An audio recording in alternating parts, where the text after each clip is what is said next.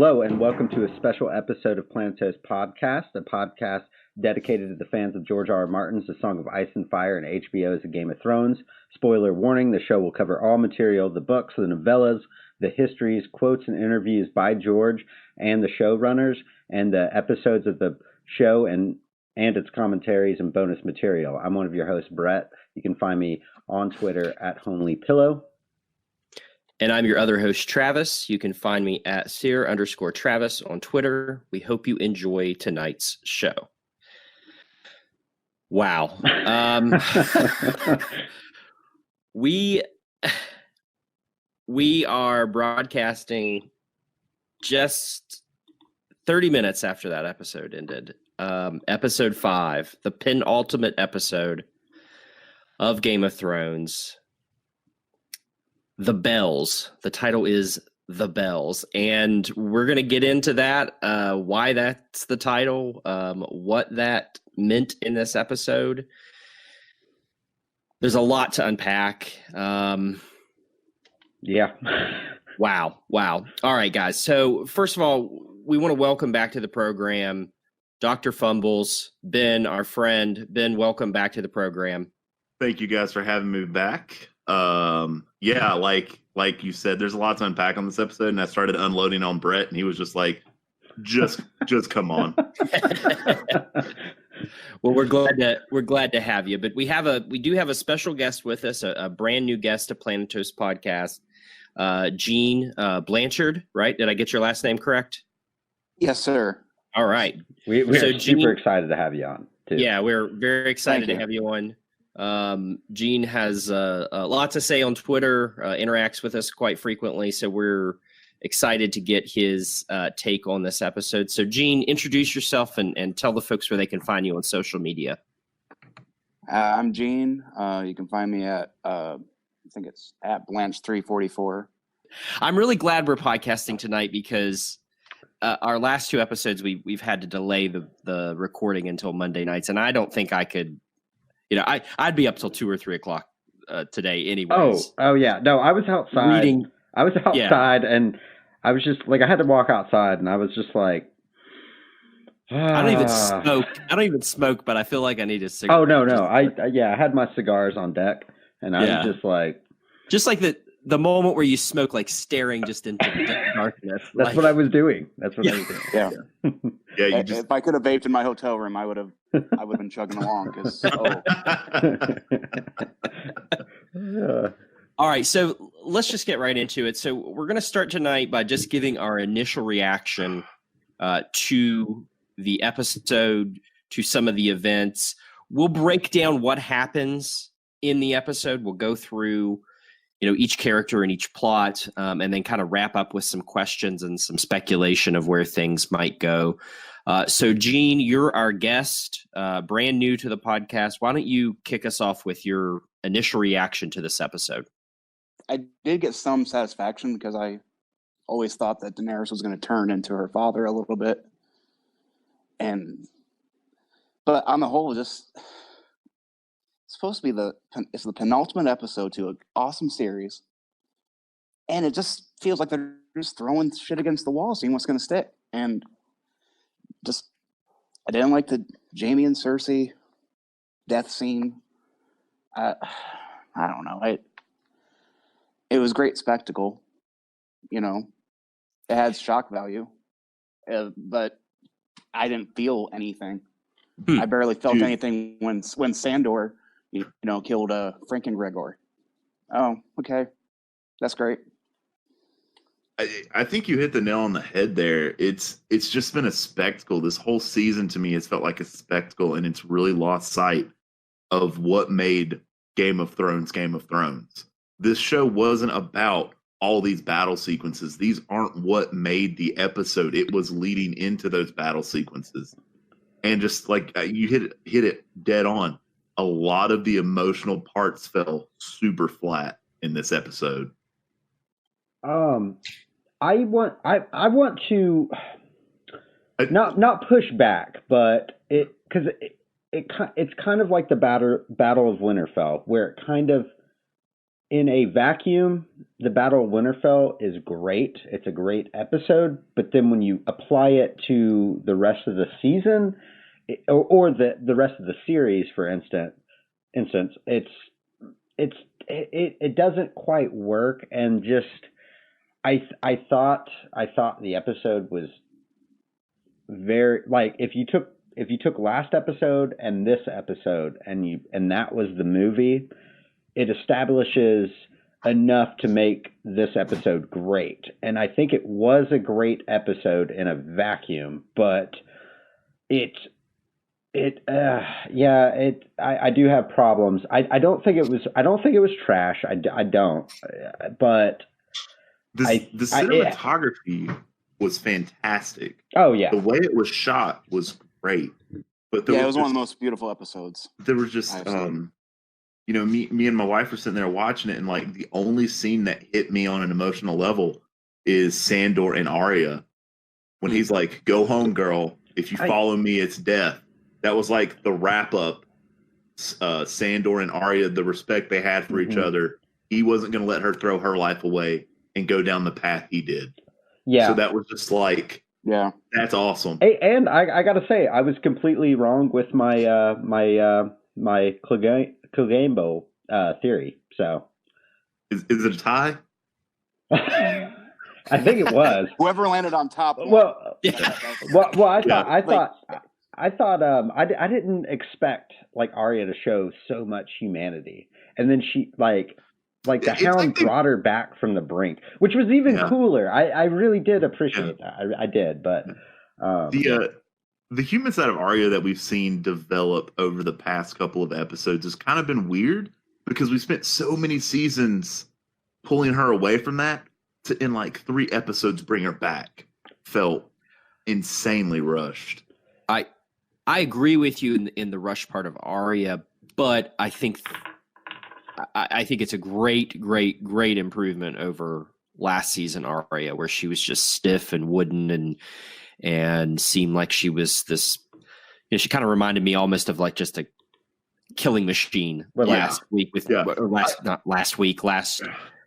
year, when they should have been doing this stuff last year. I agree with you there, Ben, that if they had started to piecemeal her humanity back in last season, it would make much more sense. I think Arya has been a very interesting character this season, a very strong character. She's been definitely but that was one of the stronger scenes between her and Sandor, and then throughout her walking through all the death and misery and ashes there at the end. But I want to get into what happens. I'll just give you my initial take on the episode. I actually kind of liked the episode, and I'll tell you why. I think that the episode still suffers from what the past 2 seasons have suffered from, that the characters are being used to advance the plot, where earlier seasons of Game of Thrones have always been the plot is used to advance the characters. This one, even though it was huge, there was a spectacle, I felt the character work was done actually pretty well. There's some definite things I disagree with the way they were resolved, and Jaime and Cersei is one of them, and we'll lead up to that here in a few minutes. But I felt, especially from watching the way Jon Snow and Arya react to all the carnage and mayhem around them, it actually made me, and not that this is ever not present in my mind, but it made me remember that they were Ned Stark's children. That you can imagine during Robert's Rebellion, Ned Stark stopping and watching all the carnage and thinking, what the fuck have I gotten myself into? You can imagine him following a woman and saying, stopping someone from trying to rape her. You can, like, that moment, I almost forgot he was Jon Snow, and I thought, this guy's Ned Stark. And I did the same thing sort of with Arya. So I felt the character work, there was a lot of great character moments. Some of the plot events, I've got some questions on, and we'll get into those. But overall, I kind of enjoyed the episode. I the big thing, and we'll work up to it. The big thing I didn't expect. I definitely think, as Gene said, there's the groundwork there for the madness. I think that's one of those things that, as we talk about it here a little later, more episodes, more seasons, in my opinion, should have been devoted to changing Daenerys. Because I don't disagree that where she has ended isn't something that could happen or could not happen to her in the books. I just think it has been such a heel turn. I mean, if you think about it, it's sort of been a heel turn since episode 3. I was more mad about Grey Worm.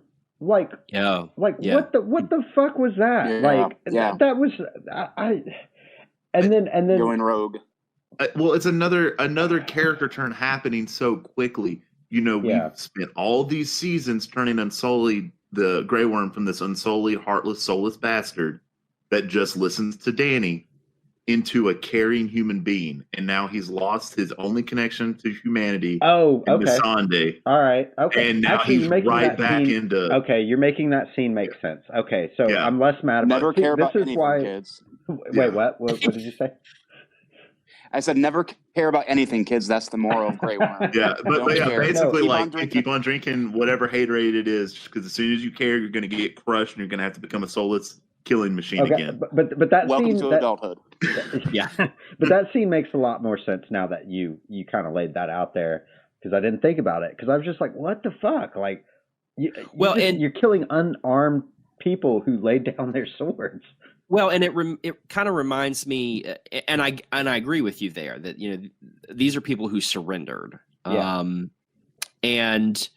it reminds me of two things. One, this is Game of Thrones, and it's interesting to see in the context of the good guys going fucking crazy and doing a bunch of horrible shit, which we've only ever seen the bad guys do. The Lannister soldiers, the Bolton soldiers, all of these other soldiers that we have always, I think, termed as the villains or the blacker characters. White and black in the terms of morality. The one interesting thing, though, that I instantly thought of in that scene and the build up to it is I remembered Tyrion's line from A Clash of Kings when he's storming out of the walls to fight Stannis's men. I don't remember the exact term. I wanted to look it up before we got on the podcast. But basically, he says that this blood rush overtakes him.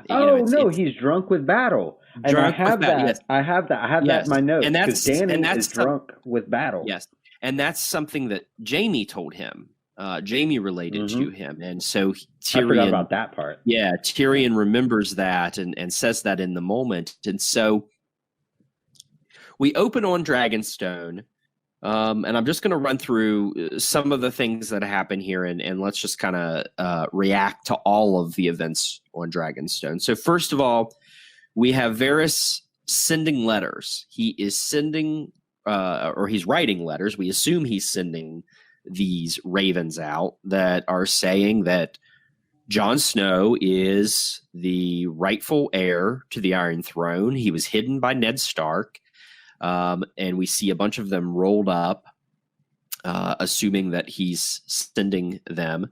He actually has employed little birds on Dragonstone. One of the girls who work in the kitchens enters and lets him know that Daenerys will not see anyone. She will not eat anything. I'm just glad he didn't cut her tongue out. Yeah, that is true. I did enjoy the fact that she could speak. Yeah, that's what I thought too. Yeah. So after that scene, we get Jon arriving. I absolutely love the way this was shot of Tyrion peering down on Varys. Basically meeting Jon right there as soon as he embarks from the ship, and telling him, I love the use of the they say when a Targaryen is born, the gods flip a coin, and one side is madness and one side is what's the other side? Sanity. I don't think they mention another side, just kind of leave it hanging. Yeah. But even in that scene, this secret that Jon doesn't know has gotten out is presented to him. He no-sells it. Completely no-sells it. Yeah. Loses it lost its impact at that point. Like, oh, so Jon now knows this is happening. Yeah. But couldn't have had the how did you know or something, because we know Varys isn't going to sell out Tyrion, but Jon has to know how things I took that scene sort of like Jon's interplay with Littlefinger last season. He really doesn't have time for these type of people. He knows what they are and he knows what they're capable of, but he just doesn't really have time for them. So not necessarily that he doesn't care to play their game of right. how do you know this, that, and the other. Right. Okay, I can respect that a little bit more. So Tyrion goes to Daenerys. She looks frazzled. She looks angry. She looks sad. She looks, there's a fucking twitch in her eye. And he rats out that Varys knows and that he told her or told him, and Daenerys pieces it all together very easily. I thought that was a nice moment where they made her, she understands what the game is being played and how they play it. And then we get the fact that she arrests Varys, and he's prepared. He's taking off his rings, burning copies of the letter. So I'm not sure there if those letters were sent out or if those were the copies that he was burning. I think they were sent out just based on the way this episode unfolds. Yeah, I think that was the latest one. He's then executed. Jon stands there by his queen's side as Drogon Dracarys him. And then at the end of the Dragonstone scenes, Jon and Dany are speaking after Grey Worm and Daenerys commiserate over Missandei. They throw her chain into the fire, and Dany says to Jon, "This world does not love me. This place does not love me. I only get fear here." And at the end, you basically get Daenerys saying, "It's fear from you as well," when Jon kind of hesitates and pulls back from the embrace. So let's unpack all of the Dragonstone scenes, and I want to start with this. I knew it was going to be a dark turn for Daenerys when she chained up, when the chains came for Varys, because her motto is breaker of chains. She is about freeing people. And here comes her guards who are loyal to her with shackles to shackle Varys up. Again, someone who was once a slave, being shackled, being burnt alive, and then you see her casting Missandei's shackles into the fire. I thought that was a nice juxtaposition, the fact that she wants to free these people, but she's bound to repeat a lot of the same mistakes, same problems, same bondage in order to get what she wants. I thought that was a nice visual that I instantly was drawn to. She's becoming the thing that she wanted to prevent. Absolutely. And she's definitely seeing that to get what she wants, she has to be that person. So this is one of those where you wish you had more time to see how that played out a little bit more fully, since we only do have the one episode left. But yeah, to me, talking about the dark turn, the visualization of what Dany looks like in the map room. To me, it looked very much like some of the cutbacks we've seen to Aerys. The way the hair was displaced, just the way she was standing and looking. It definitely gave me throwback images like, oh, she is becoming her father's daughter. Gene. Yeah, I agree with that. I also kind of got some throwback vibes to Stannis after the Battle of the Blackwater. Just Yes, you know, yes, I have that in my notes. in that room, not eating, just skeletal. Mm-hmm. Like the little birds told Varys, like she hasn't touched anything. Who knows how long they've been at Dragonstone? They could have been there for a month. They don't really give us a. They said 2 days. 2 days. Okay. Yeah. I forget. Travel doesn't work the same in the show. You can just rove from Dragonstone to King's Landing. They say they've been at Dragonstone for 2 days, afternoon. and when Jon shows up, the Northern armies are at the Trident, which is now 2 days away from King's Landing. It felt way further away earlier in the year. Wow. Yeah. But anyway, it just I really enjoyed Cometh Hill's performance in this episode. It's like he knew what was going to happen, but he still did it because he felt he had to, you know? And, Varys is, a horrible person, no doubt. But, I do think he was doing it for the better of the realm. And I liked what he said before he was executed. I hope I'm wrong. That's what he, that's what it was all about. He was afraid of what might happen. Right. He, see, this is the point behind Varys is you're absolutely right. Like he was a horrible person, but he had means to an end, but were those justified? I mean, he cut tongues out of children. Mm-hmm. He played the game. His ultimate goal is to not hurt the small folk. But what he does in his goal and his rise to power is he ultimately has to hurt them to benefit himself to get there. So it makes a lot of sense. I mean, he's willing to break a few eggs to make an omelet, which is something that like we're seeing Dany deal with now. She wanted to, not disrupt anything, just wanted to come in, take everything peacefully, and she's now had to see, and in the culmination we saw in this episode, she embraces the fact, I'm gonna have to get my hands dirty to get what I want. Yeah. Varys was just open. Varys and going even back, Tywin were very acute and aware that that's how things worked and that's how they operated. Yeah. To move forward a little bit, I wanted to say the scene with Tyrion and Varys, like just Tyrion telling him he did it and that we're actually friends, but they just disagreed, but they're in a high position of power, and then that's how that works. But they weren't enemies, Tyrion and Varys, it's I don't know. It was personal, really touching. It's just business. Yeah, it's not personal. It's business. Yep. It's kind of, but it was just like he didn't want Varys to burn.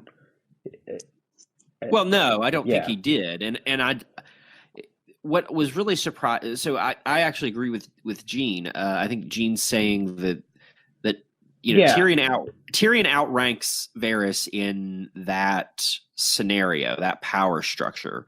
So for him, it's not personal; it's business. Is you fucked up. You went straight to Jon. You were trying to get him to step forward to press his claim. Yeah.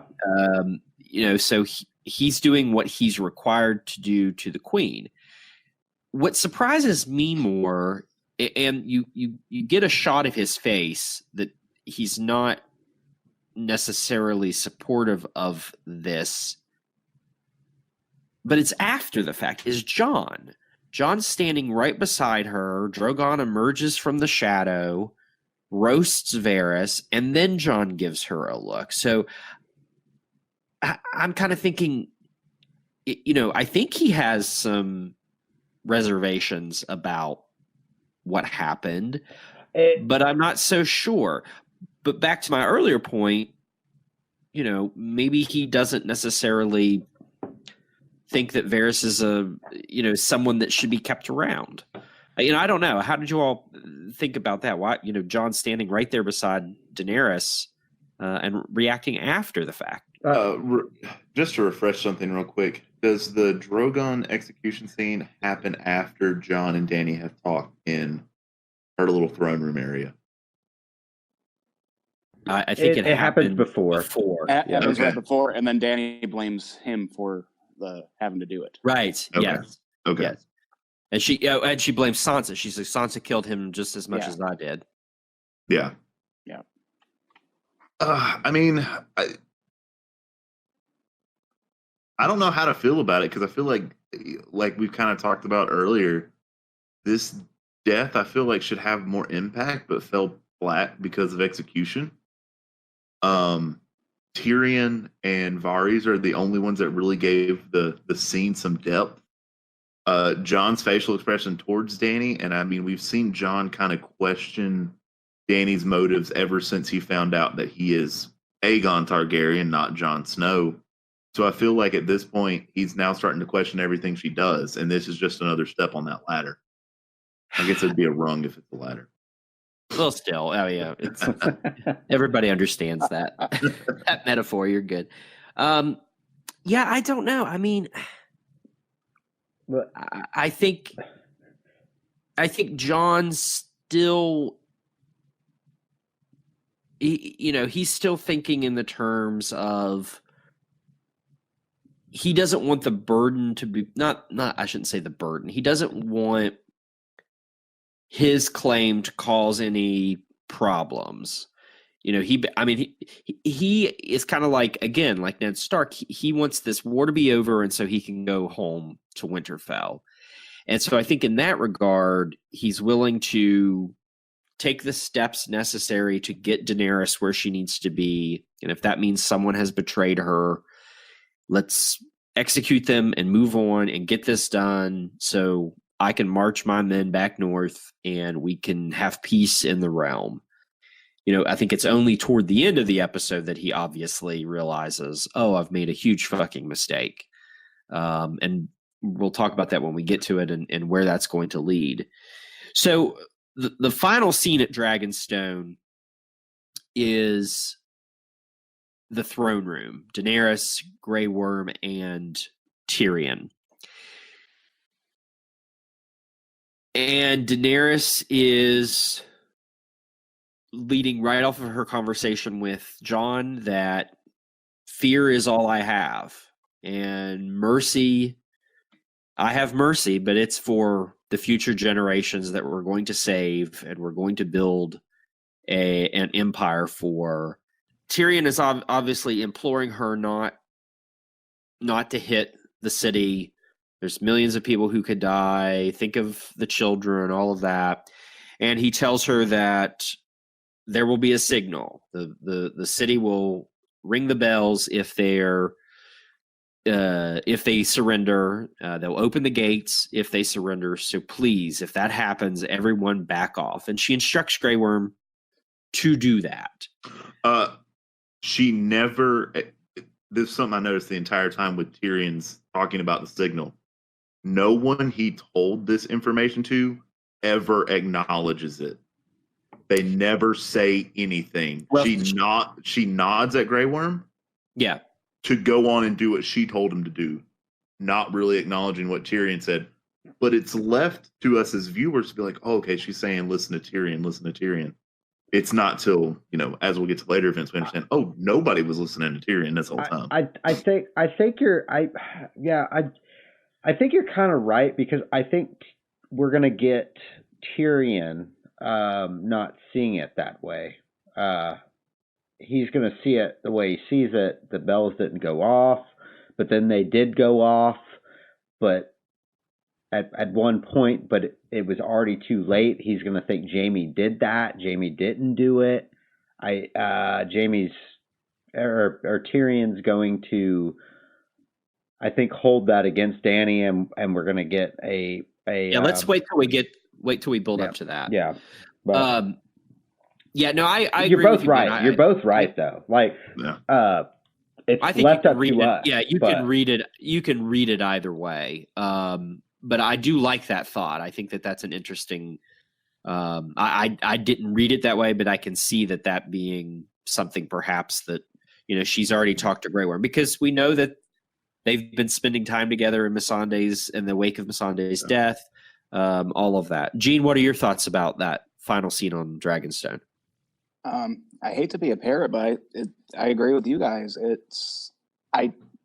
She was listening to Tyrion and wasn't listening. She was looking through him. Tyrion is basically as powerful right now as the Mad King's hand before the Pyromancer. I don't know how that's going to end up for Tyrion. So I have a very strong feeling it's going to end up not great. Yeah. Yeah, I don't think Tyrion's making out of the episode. Yeah. I will say this. I do not like the path that the show put her on. I mean, y'all can disagree, and maybe we could talk about that a little bit, but I don't want to spend time on it. But I do not like the Mad Queen stuff. I don't. Well, I just want to say this. I think the only reason we're hating it is how quick they moved her down that path. True. If they had built it a little better, it would make more sense, because it's not like we haven't seen flashes of this from her in previous seasons. Well, and I think a lot of it's totally there. Like, she has reason to do it, but then like the sudden jumps to like where it goes really dark, where she starts. She goes from 0 to 100. Yeah, this is the same person. It's the same person who locked her dragons up because a farmer dropped a bag of bones in front of her and said, "This is my daughter that your dragons killed." She locked him up. Her entire power base locked him up, and now she's just bulldozing through, a city packed full of innocent small folk.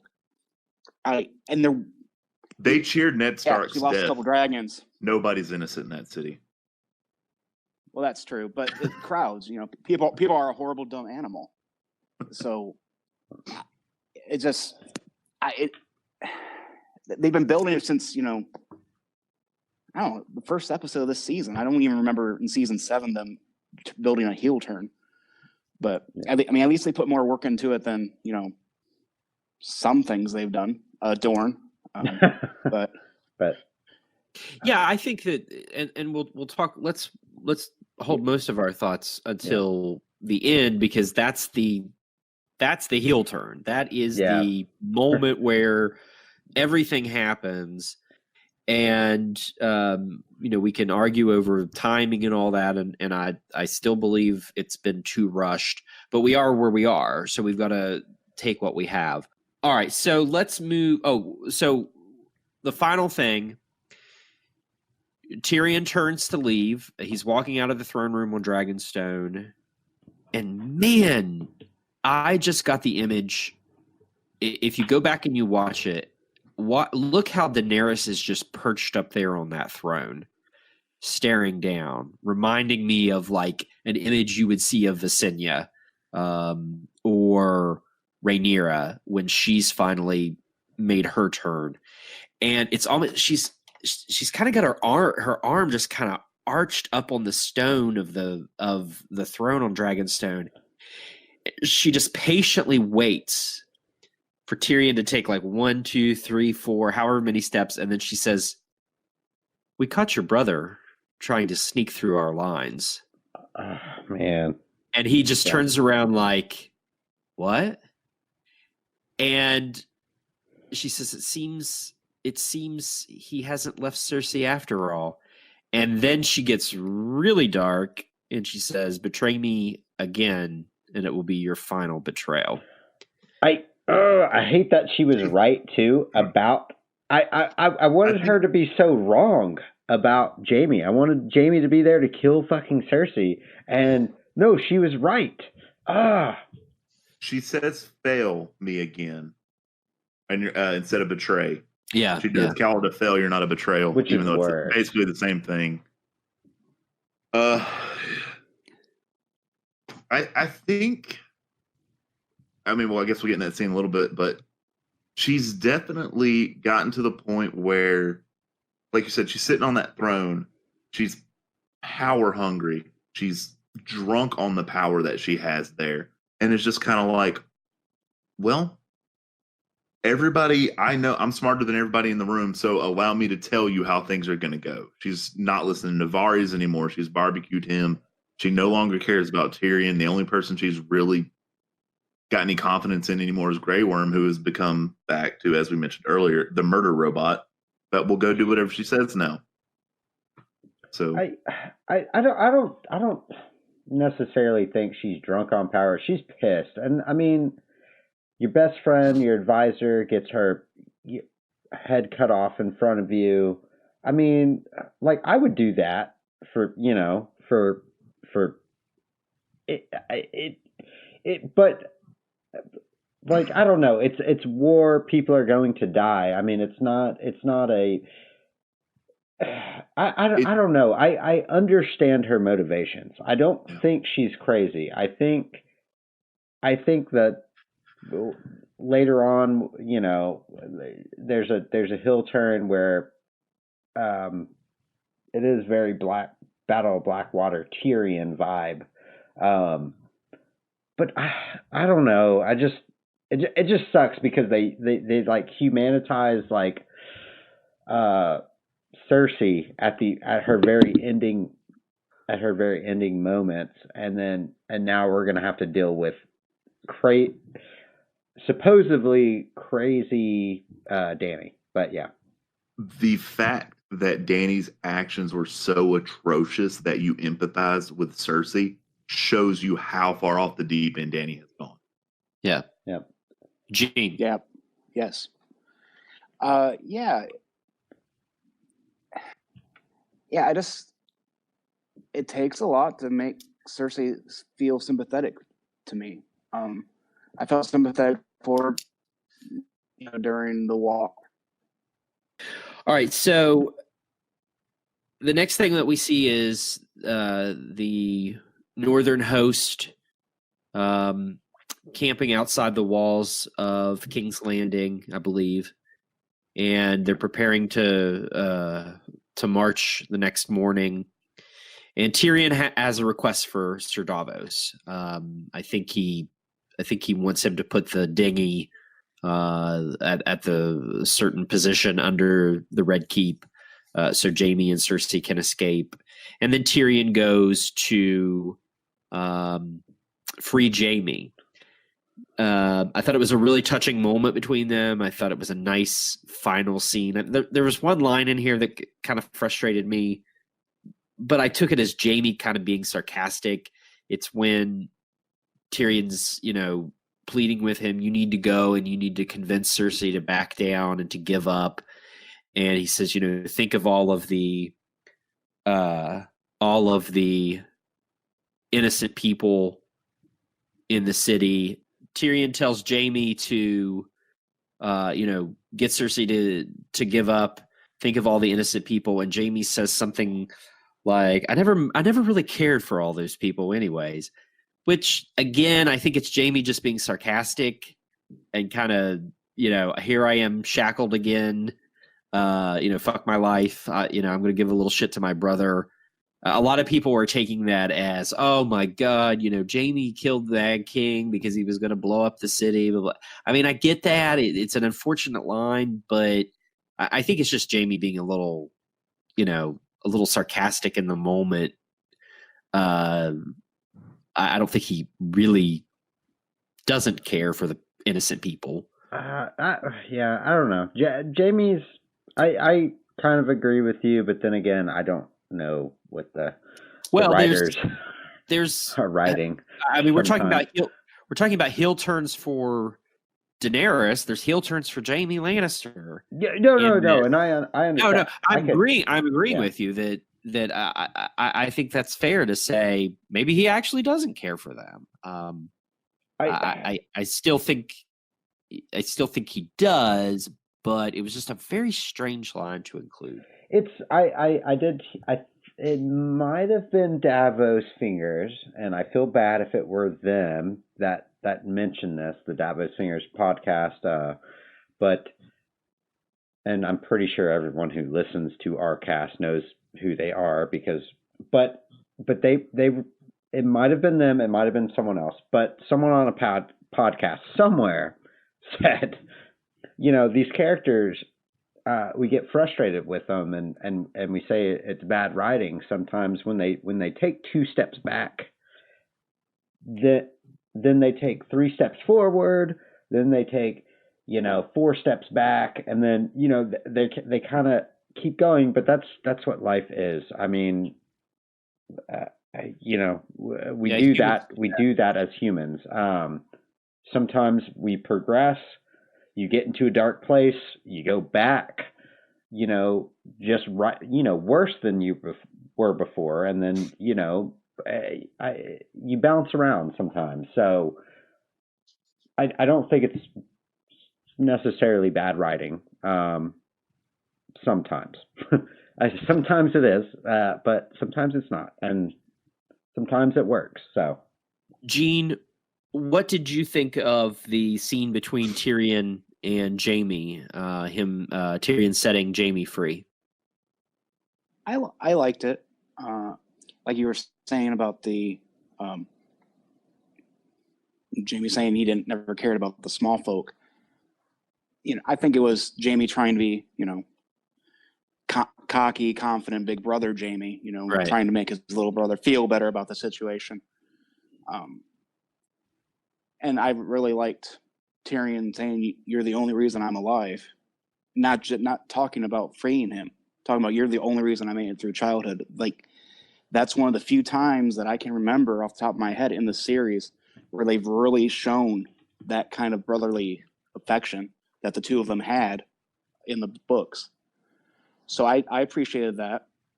I think Tyrion kind of knew what Jaime was going to do. So, I want to throw one quick thing in here, and I'll let you get in here, Ben. But Tyrion offers Jaime a Ned Stark-ish line or kind of deal, but in the form Varys gives Ned a deal in the Black Cells. I don't know if that was intentional. Well, I know the Ned Stark thing was intentional, like him coming to Cersei. I'm pretty sure that was intentional, but it did remind me of Varys also talking to Ned. But I just wanted to throw that out there. I don't have any more to say than that, about that. But I just thought it was cool if that was intentional. But for me, I took from the scene is that even though Tyrion has come this far for his revenge against his family, he realizes that family is sometimes all that he has. So he set Jaime free, get Cersei out of here. Y'all go live your life. I will pay for my sins that I've committed. Don't make this be an empty thing for me to do. Yeah. The show never, and we can argue whether this was the right thing or not, and I want to talk about the Tyrion-Dany relationship at the end of the episode. The show never made the relationship break between Jaime and Tyrion that the books did. When Jaime and Tyrion leave in the books, Jaime confesses his role in the Tysha affair, and it makes Tyrion pissed off, where he actually confesses to killing Joffrey, even though he didn't do it.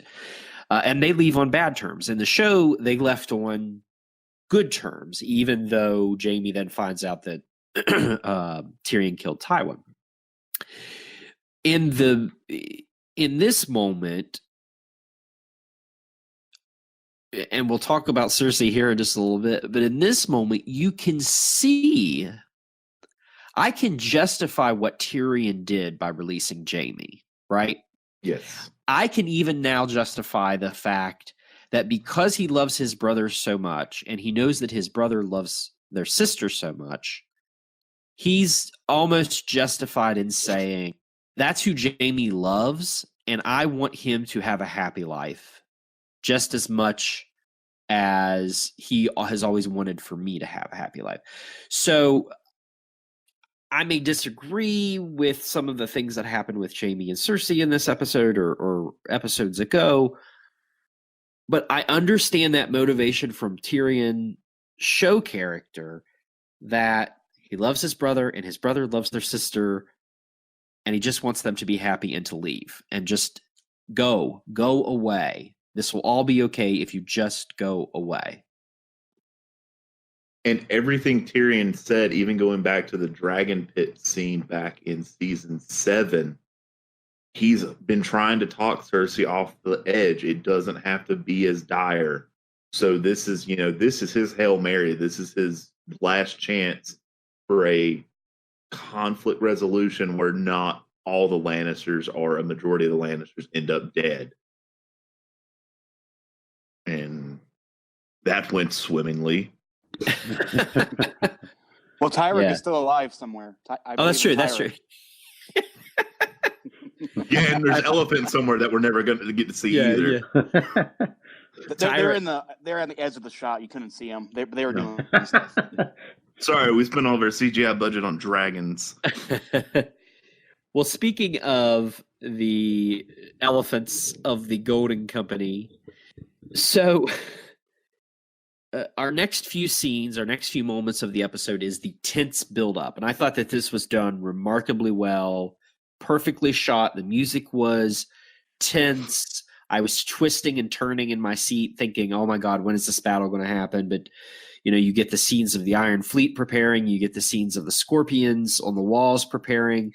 You get the scene of the Golden Company marching out, Arya and the Hound slipping in, Jaime slipping in, all of these people moving to their positions, Jon and Davos and Tyrion and Grey Worm and all the Unsullied and Dothraki and Northmen and Vale soldiers lining up. And Daenerys literally flies out of the sun, out of a blind spot, and she fucking decimates the Iron Fleet. She fucking decimates the Scorpions on the walls, and she fucking roasts the Golden Company. I don't know what you all think about this. I have a thought about it, but Gene, why don't you kick us off? What was your reaction to that buildup of the start of the battle and then Daenerys just coming in and blowing the shit out of everything? The one thing I've always said about this show is that they know how to shoot a scene. This was perfect. Perfect lighting, perfect build-up. The soundtrack, just great. Then you're on, I can only assume he had just finished drinking a keg or something. So wanders up onto the deck, doing the whole hazy thing. Sees this little speck, and then boom, just roasts everything. I mean, I guess Daenerys took some crash courses on dragon flying because she finally knows that, oh, I'm on a dragon. I can actually dodge stuff. This great. Poor Harry Strickland's toes, man. I mean, first they're all, blistered, and now they're burnt. I mean, he just can't catch a break. The poor guy. And what a lot of buildup for, a wall exploding and destroying the entire Golden Company. Great buildup for a season and a half there, guys. That's fantastic. Yeah, I don't understand what the Golden Company's purpose was now. I thought they were going to do something. I wanted Harry Strickland to... elephants. That's true. They did bring the elephants. They would have won if they had the elephants. I wanted them to turn cloak. Yeah, absolutely. Here's a dragon. Well, we have a Targaryen on a dragon. Yeah, we're Blackfires, but, one dragon's as good as the other. I almost thought that was going to happen in the moments where Harry Strickland's kind of looking from side to side and you hear those explosions in the background and the screaming. Like, I thought he was going to ride, forth to Jon Snow and be like, it sounds like your queen is winning. Yeah. Parlay. Yeah. It sounds like your queen is winning and the Golden Company never loses. What do we need to do to make this right? That's what I thought was going to happen.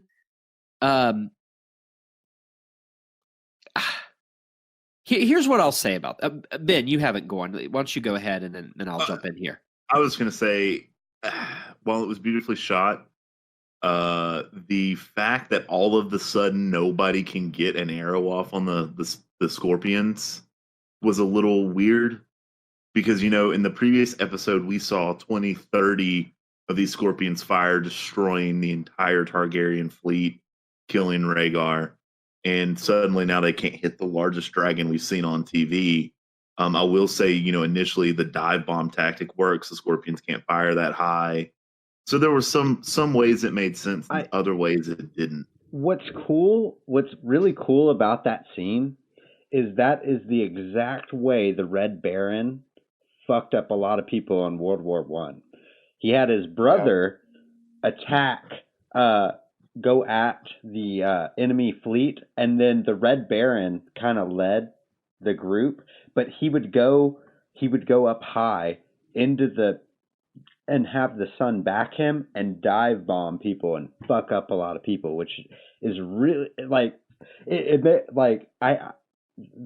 the Red Baron is really cool because he wasn't the greatest pilot in the world. It was his brother that was the insane guy who went toe to toe with people, but the Red Baron was the tactician. And I thought that was really cool. I don't know if they had that in mind, but she did have the sun backing her. Like I said, it's exactly what the Red Baron did in World War One. Which he had the weather gauge. The initial attack makes sense, but how Drogon didn't get taken down after the initial dive bomb, a little concerning. Yeah. Suspension of disbelief, I guess. I get you. The Golden Company was nothing more than plot armor to make it look like Cersei had a chance. Right. So the fact that they become the Molten Company in 2 seconds flat makes sense. So this is what I thought going into the episode. I thought everyone was going to rush into the city, and then Cersei was going to use the wildfire to her advantage and blow everyone up, evening the odds. Destroying armies, maybe, that's what I thought. But Daenerys accidentally setting off wildfire is very book-related stuff, which has been tossed around by our good friend Brendan B-Fish. He's suggested this, and not even like book or show stuff, but the fact that it happened in the show, it's weird, because you would think they would, if it was Dan and Dave, you would think they would have a elaborate trick for Cersei to pull, and she didn't pull that trick. I think that I agree with you, Brett. The wildfire not being used, I mean, we got a few wildfire explosions, but not to the extent, and I'm sure they're going to explain it away by saying Cersei just put everything under the sept. But I'm very surprised that was not a bigger element. But hold on to that until we get to Cersei. So let's stick with. I just want to wrap up my thoughts on Daenerys and Drogon's dive bomb attack. I am very surprised that the Iron Fleet gone, Scorpions gone, Golden Company gone.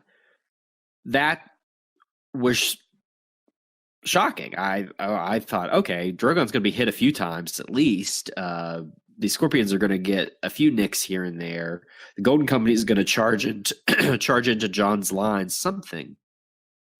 Here's the way I read it as I was watching it. It seems to me when Daenerys has a purpose in mind, she has a target in mind, her and Drogon sort of become one. And he becomes very effective when she is in full dragon mode.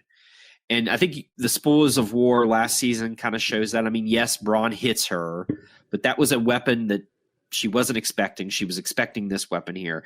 I don't think it's completely believable that the dragon wouldn't get hit once or twice, but I think it makes sense that she herself, kind of became one with Drogon in that moment. And yes, the wildfire surprised me, but just the fact that all of Cersei's power gone in an instant, almost, I'm sure it was longer than an instant, but it felt just like this rapid scene where everything is gone. And hell, we have the Lannister soldiers surrendering. They have a large portion still in the city when Jon and them come to them, but they begin to surrender. Yeah.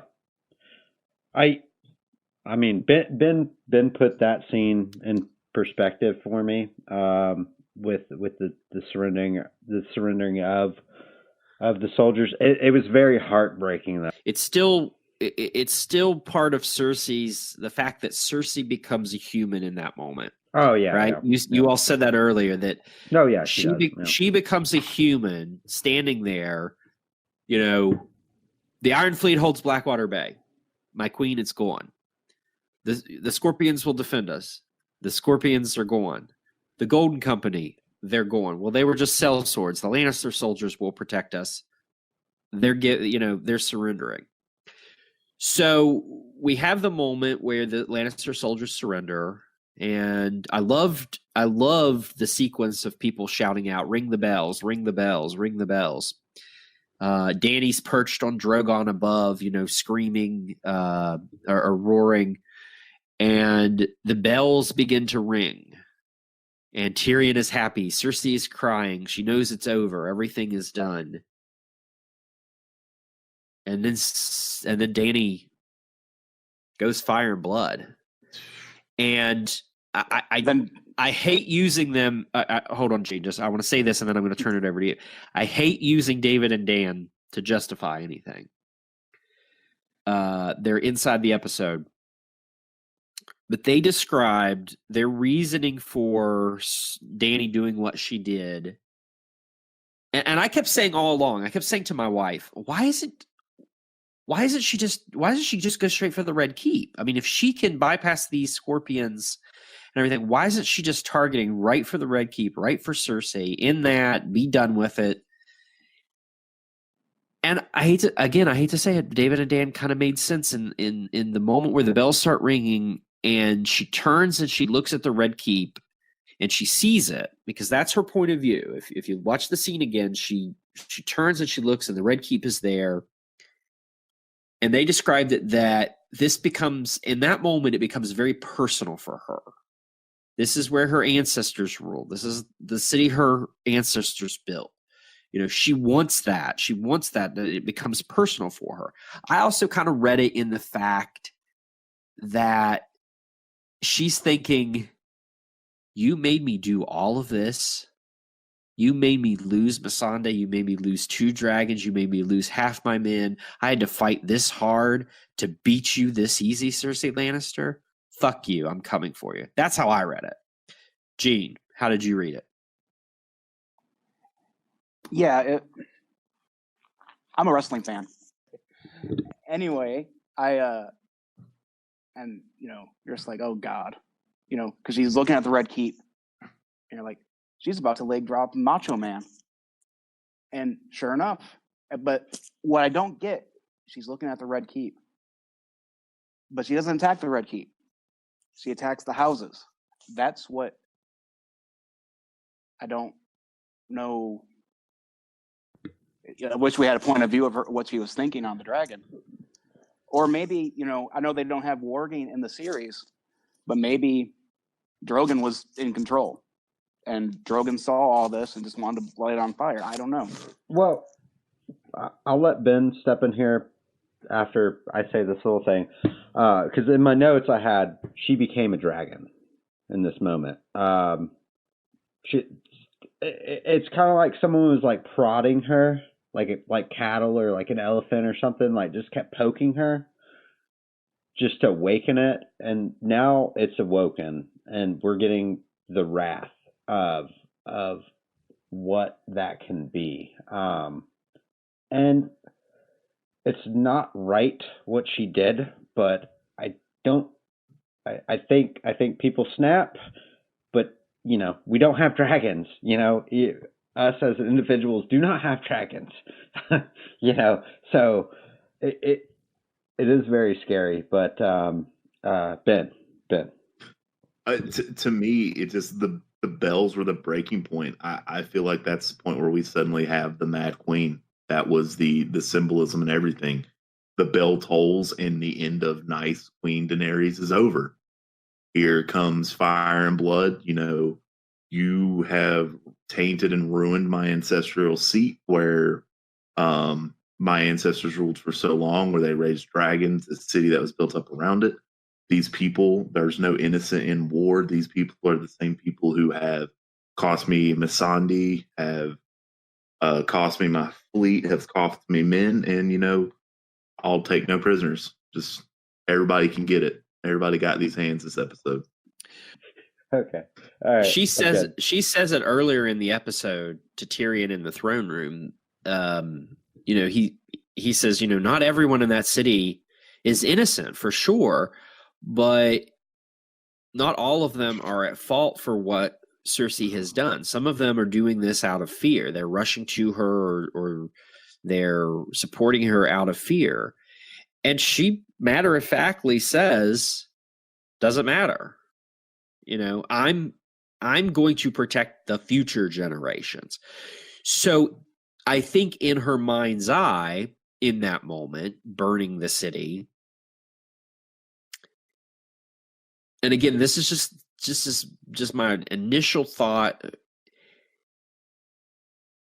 The Red Keep goes untouched for a while. She eventually hits it. But as she's burning it away, it's almost like she wants to. I think she would justify it a lot in the way that some of us would justify if we were given control of King's Landing, right? As Stannis says in the books, he means to clean the court. He's going to scour it clean. And I don't think Stannis Baratheon would stop just with the small council and the royal court. He would drive those merchants that have supported Littlefinger and others out of the city. He'd probably have them whipped out of the city. She's being a dragon in that moment. I'm not sure she's having this nuanced thought, but I kind of took it as she's burning everything away from the Red Keep almost, just as kind of this virus that has built up around it. But then she starts hitting the fucking Red Keep, and I was like, holy shit, she's blowing up the Red Keep too? What the fuck?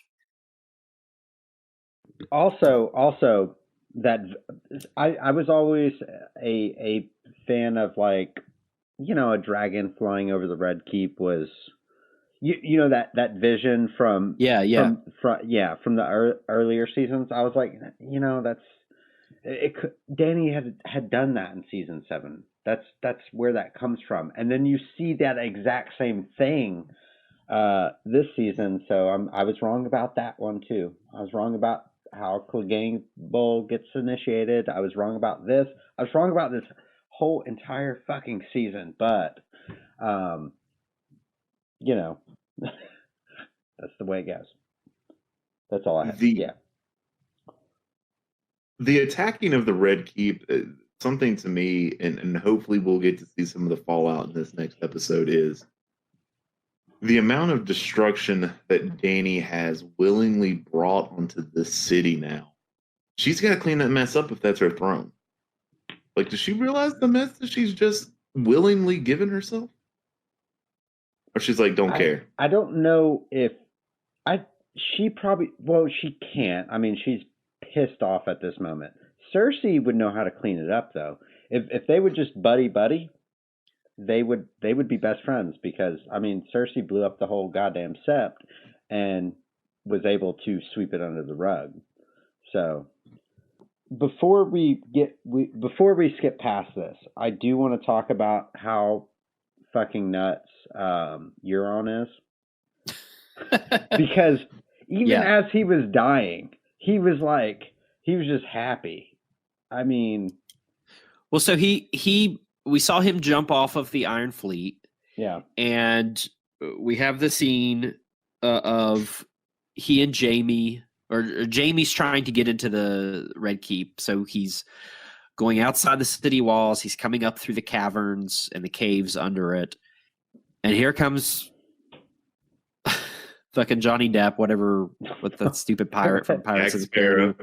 Yeah, Jack Sparrow coming out of the water, just conveniently reaching Jamie right at the same point, at the same position that he would be at to say, Kingslayer, I fucked your sister. I'm a king. I've got a baby in her belly. It's on. And they begin to fight. And of course he would get 2 fucking hits on Jaime Lannister before Jaime runs him through with a sword. That was actually something, as I'm watching the episode, we have this huge battle going on, but there's so much chaos going on the screen that very similar to what happened in the Battle for Winterfell. Just too much going on all at once for you to really be able to focus on what's going on.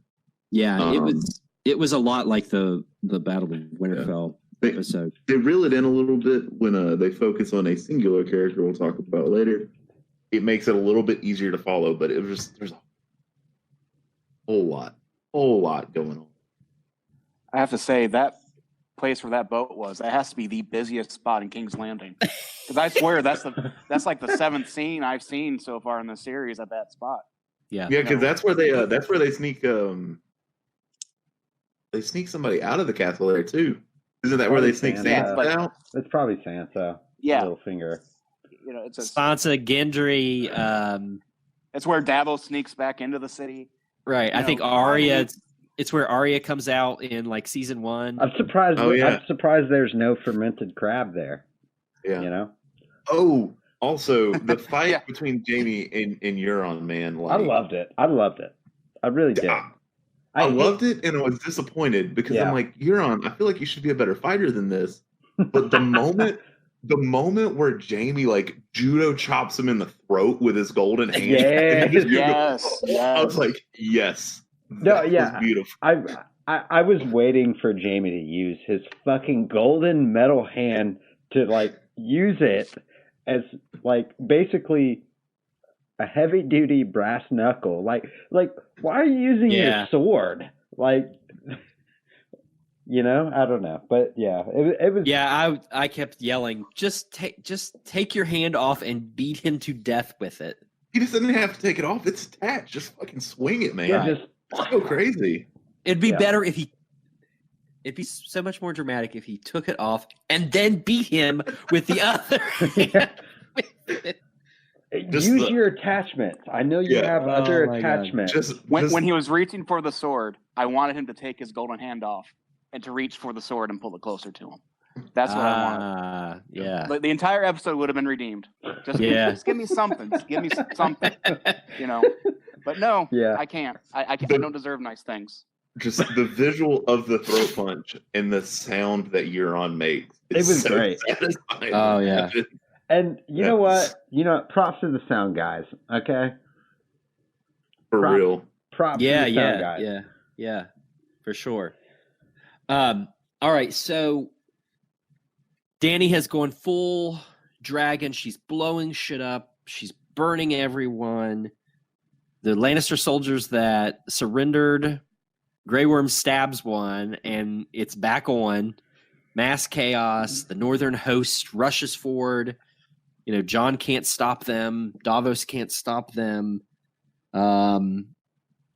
Meanwhile, all that's going on. Jaime and Euron that we just talked about, and then of course Sandor tells Arya to go back. Leave, go home, girl. You go with me, it's death. Best scene in the episode. Yeah, it was definitely, I think, the best scene. I love the scene. I don't like the payoff. I love that scene. I don't know. This whole season's been about disappointing payoff. Yeah, true. Because season 8, episode 2, I think one of the greatest episodes that could have been, but it had great payoffs. I do think this was a great episode in a way. I just think it there's a lot of stuff that falls flat as far as major fans go. Well, not major fans, but like people who are super invested and are super deep into it. To this, I can't remember if Travis said this when we first started or if it was before we started recording. It's literally like they just scooped their hand in the bucket of things that could happen in the series, and we're like, let's see what works. All right, we're gonna have this happen. Well, how are we gonna have that happen? Don't know. We're just gonna make it happen. Let's go. Yeah, that was Gene specifically that started us off the conversation by saying, they're throwing stuff at the walls to see what sticks, and I was basically saying the same thing, but I just think that the plot has become the most important in these final seasons. I think you could somewhat of season 6, but definitely season 7 and 8. The characters are to serve the plot now. Yeah, you can tell where Martin's hand isn't on the tiller anymore. Yeah, because I think they have the basic plot points right. But they don't have the character because they're not character writers. There's nothing wrong with that. Yeah. But they don't, and it just goes into this. They never really built the world too much. They cut some characters that you didn't have to even cast for. Just mention them. And then maybe, you don't have to shoehorn people in. But it's one of those things. I mean, even when in the books, when Martin's hand is on the scale, it's oh so gently, and he treats you right. Dan and Dave are like, I don't know, but yeah. Martin's definitely gentle. He's a gentle lover. Yes, yeah. He'll still fuck you over, but he'll leave a note. Yeah, it might be a fray pie, but yeah. So let's go ahead and jump to Clegane Bowl. And let's just talk about it. First of all, I did not expect Qyburn to die that way, dude. I did not expect it from the top rope. But I fucking loved the way Qyburn died. He was just like, "Fuck you," boom. Like I don't know. It was so unexpected. Okay. Anyways, continue, Travis. Continue. No. I was just going to say it. I did not expect that. I did not either. At all. So I'm not sure how I felt about Clegane Bowl. And I think part of it is that it's been hyped up for 5 years now? Since season 1. Well, since season 1, but the term Clegane Bowl and people playing air horns around it has been happening for like 5 years now. Look, I get that the Hound is not going to survive. And I don't necessarily mind that in his moments he dies with his brother. I kind of half expected that. And Brett and I talked about this on our last episode that I thought and again, this isn't me being nitpicky because what I thought was going to happen didn't happen. This is just what I thought.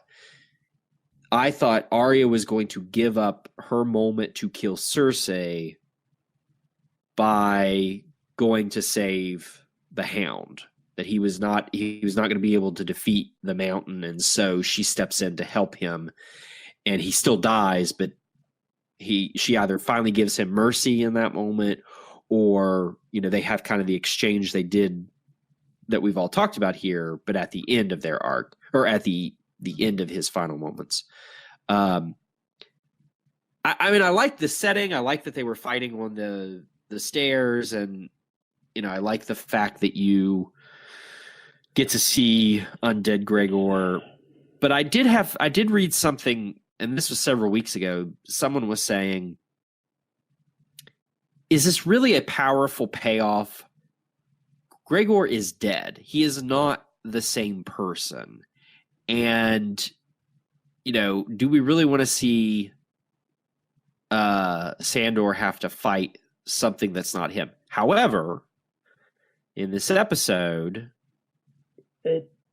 he becomes Gregor Clegane again. No, yeah, he does not listen to Cersei. He does not. I mean, Cersei basically creeps around like, okay, let me squeeze by. That fucking Qyburn throw was like the mountain's back, bitch. Sorry, I didn't mean to say that, but it just slipped. But anyways, the mountain is back, and it's I don't think. Well, okay, so this episode kind of doesn't make sense because I kind of thought that Qyburn was slowing down Gregor's death by doing the Rasputin kind of thing, where he was using a bunch of stuff and thickened his Well, it's all theory, but you know, I don't know. Like, look up the Rasputin theory, and it's fucking nuts. I thought that's what George was playing on, and just, you know, amping it up to 11 with Gregor. So I didn't quite think he was dead. But then the head comes off or is implied, so I don't know. But I just didn't think he was undead. I thought somehow Qyburn was keeping him alive, and then the mountain stabs him right in the fucking head, and he's fine, which actually might work with the books as well. But yeah, I don't know. I just want to back up to something you said. You apologize for saying the B word, but you have multiple times said fuck. Yeah, no, I mean, okay, No, it's more about disrespecting women. I don't want to do that. Okay. No, just wanted to follow there. Yeah, that had me more confused than this episode did. No, yeah. I have been wanting the Clegane Bowl. I wanted all the chickens and all the drinks for the Clegane Bowl. I enjoyed how it was shot, but I didn't like the end. It didn't feel like a satisfying payoff to me. It didn't. And you know, it bothered me even more after listening to the after with the directors. We're like, oh, Sandor had to face his fear of fire to take his brother out.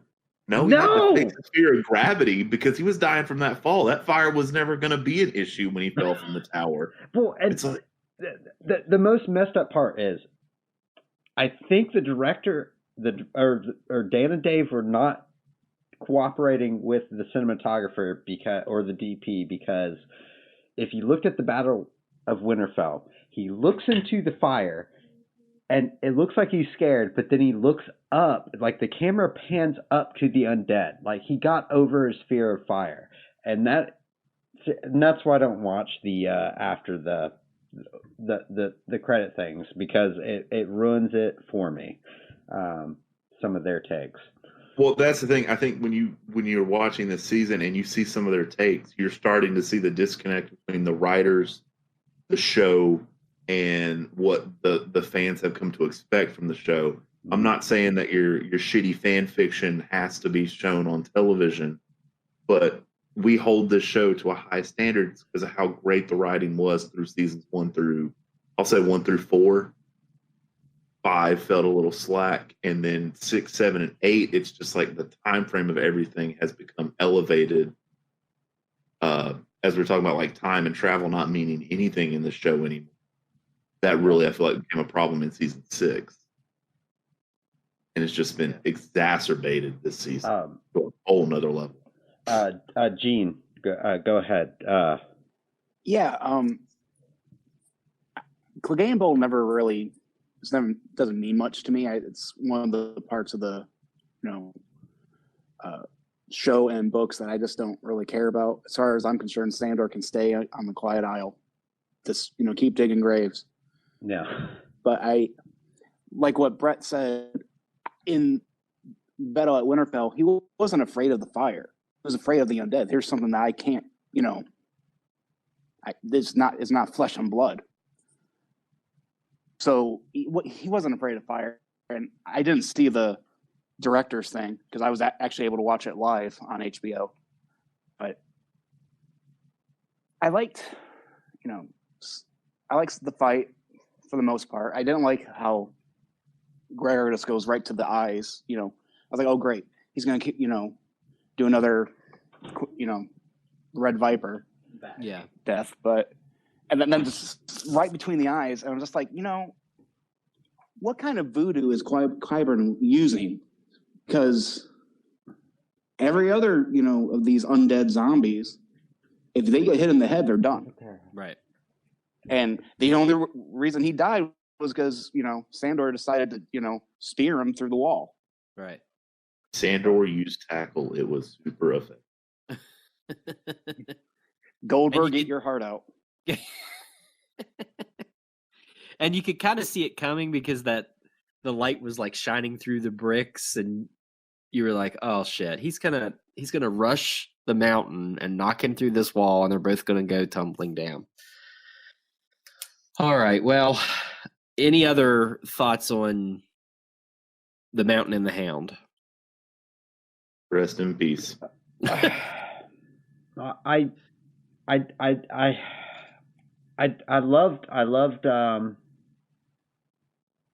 loved that the Hound just, at least he was saved an eye, and I love the line where he's like, just fucking die, like he's just trying to put him out of his misery. Well, he just hates him in the show, but I think that could be a line. I mean, that could be a realistic line from the books when he's, because I think this is going to happen. I think he is going to go out. I think it's going to be under different circumstances. I think he's going to go to give the Mountain mercy, that Arya helps teach him, and that he teaches Arya, where this is where the heart is.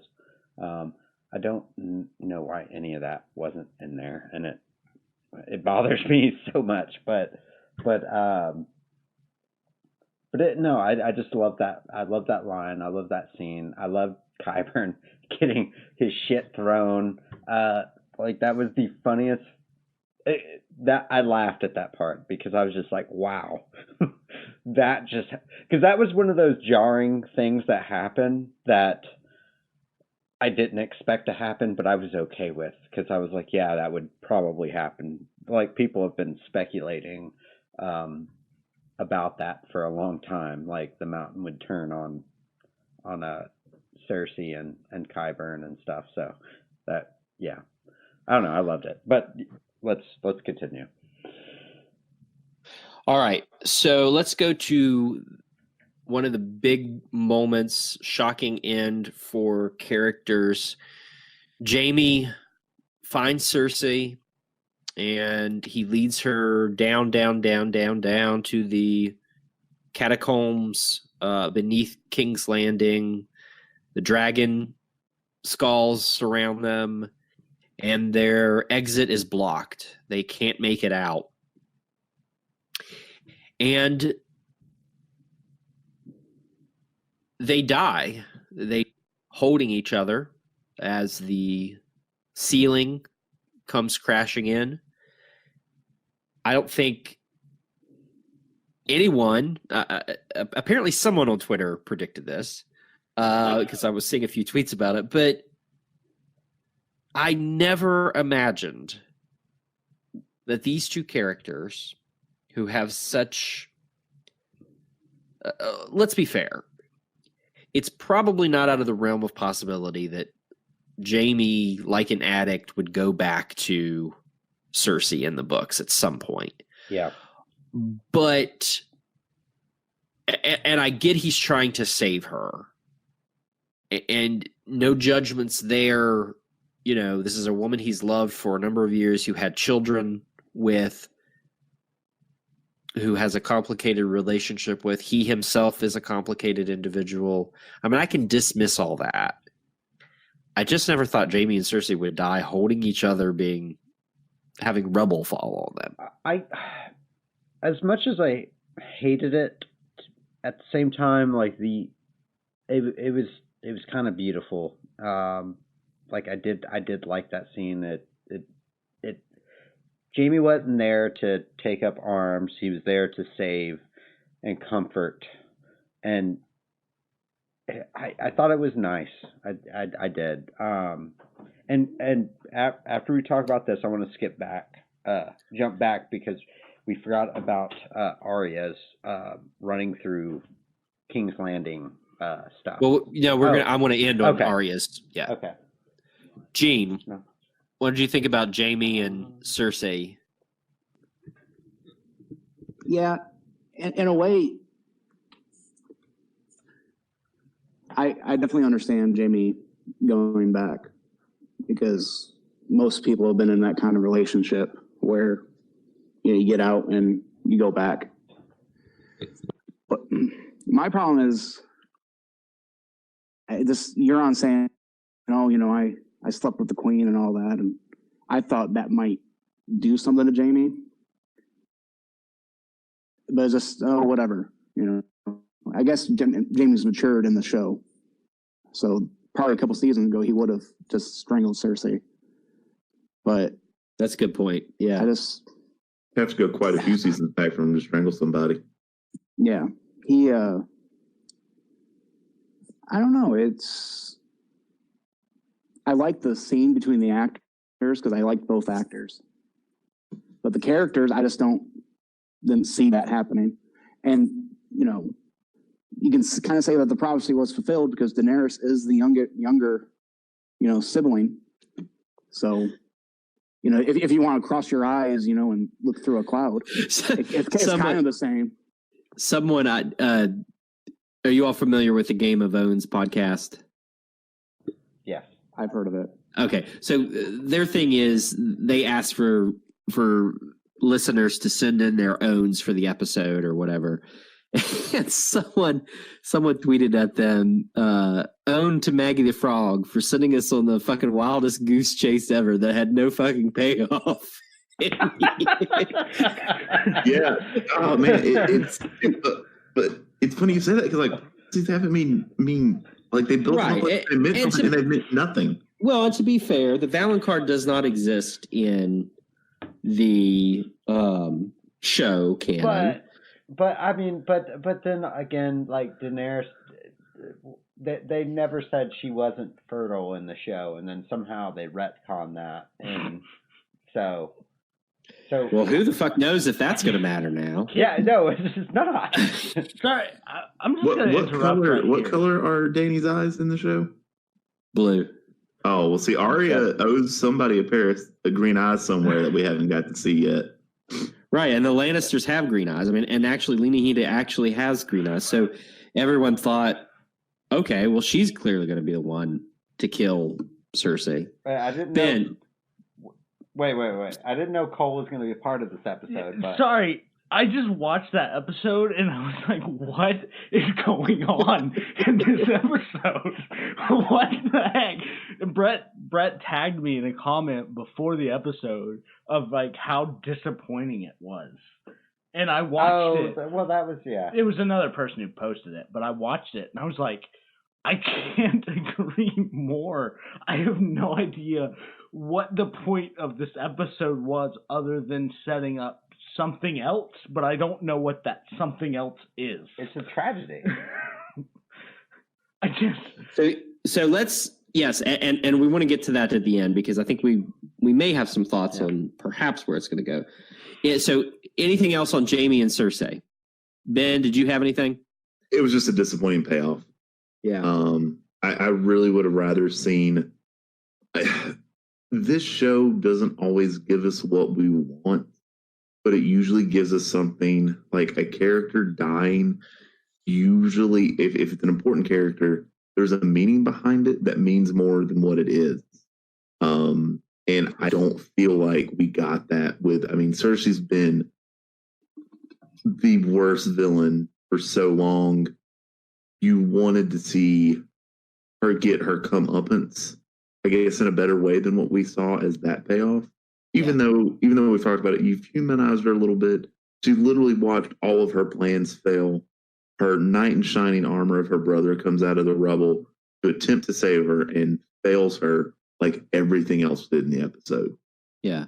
So I mean, I knew going into the episode that I was hoping that I was going to be conflicted about Cersei's demise, because on the one hand, like you said, she's the villain, and you want the villain to die and get payback for what they've done. At the same time, this is Game of Thrones, and Lita Headey is an amazing actress. Cersei is an amazing character on the show. So you'd feel a bit of remorse about the fact that Cersei Lannister no longer exists, and that it was probably going to be her brother that kills her. And that's kind of fucked up. But I didn't expect to walk away from this episode only feeling remorse for Cersei Lannister. I did not expect that. Yeah. I thought, oh, okay, she's going to really get it, and I'm going to feel bad for thinking, well, finally, she fucking died. Oh, I shouldn't feel that bad. Now I'm like, I feel sorry for her, and I never expected to be, and maybe that's why this is Game of Thrones. I never expected to be in this situation where I feel sorry for Cersei, and I'm pissed off at Daenerys. I've never expected to be in this situation again. I did it during season 5 with the Walk of Shame. Yeah. I felt completely terrible for her, and it was really fucked up, but I didn't expect it again. Well, I mean, like, kudos to, what's her name, actress? Lena Headey. Cersei, like, kudos to the actress, like, for being able to pull off that complete and utter story of, like, we want to feel bad for her, but at the same point in time, you're like, why am I feeling bad for her? I know of all the horrible things she's done, but at the same point in time, you're like, I can't help but feel a little bit of remorse for this character. But that's what bothers me too, is we've known the good that Daenerys has wanted to do, and then she's going to do this and then be forever known as the Mad Queen. When fucking Cersei has been a Mad Queen for, like, I don't know. It's bothersome, well, I mean, but it's good acting. It's not the actor's fault. It is. I mean, you could, even as nuanced as Cersei's character is in the show, I mean, and the same thing with Daenerys. I mean, Daenerys makes some, I'll say it like this: Cersei makes some good choices. Most of her choices are bad. Daenerys makes some bad choices. Most of her choices are good throughout the entire arc. So you can kind of say, for 71 episodes, Cersei was the villain and Daenerys was the hero. And now, in the span of 80 minutes, it's completely switched that. And I don't think we can't look at a show like this in the context of one 80-minute episode. We've got to think over the totality of the run. But it's leaving a pretty, I think it's going to leave a pretty bad taste in a lot of people's mouths, the way all of this went down. All right, so let's wrap up on the last plot point from the episode, and that would be Arya Stark. Arya took Sandor's advice and she fled. She's trying to leave. She's rushing through the city. She's, experiencing the scenes from Saving Private Ryan where everything's... Well, so's John. Right. Yeah. Well, yeah. She encounters Shireen 3.0 with her little horse. And she wakes up. She tries to save these people and she can't. But she wakes up after the carnage in a city of ash. The ash is falling upon her, and there's a white horse. And she gets on the white horse and she rides out, and we end the episode. So what did you all think? Let's talk not only about those scenes, but what did you all think about Arya in this episode? think we've seen humanizations of everyone in this episode, even Gregor. I mean, Gregor, as much of a monster as he is, him picking up Qyburn, throwing him, killing him, and then disobeying Cersei, he became human again. He became Gregor again, the monster that he is. But and it was I was happy to see Arya being horrified by death. It finally hit her, and I thought that was I don't know, it worked for me. That was one of those scenes that I'm like, okay, this makes sense. So. Can I say about the freaking one random lady with her child? I think her name was Nora. Did you get her name? I had the subtitles I didn't on, get her so name. it had like the name of the character. I think it was Nora. But like, I can say throughout that entire episode, Arya's scenes were great, but I don't really care for the character that they introduced for this episode to die. I don't care for her. I don't care for her child, as bad as that sounds. I don't really care about their story. I care about the overarching story. Well, I think it was more about Arya trying to save people instead of, it's not about them, more so about how it affected her from a narrative standpoint.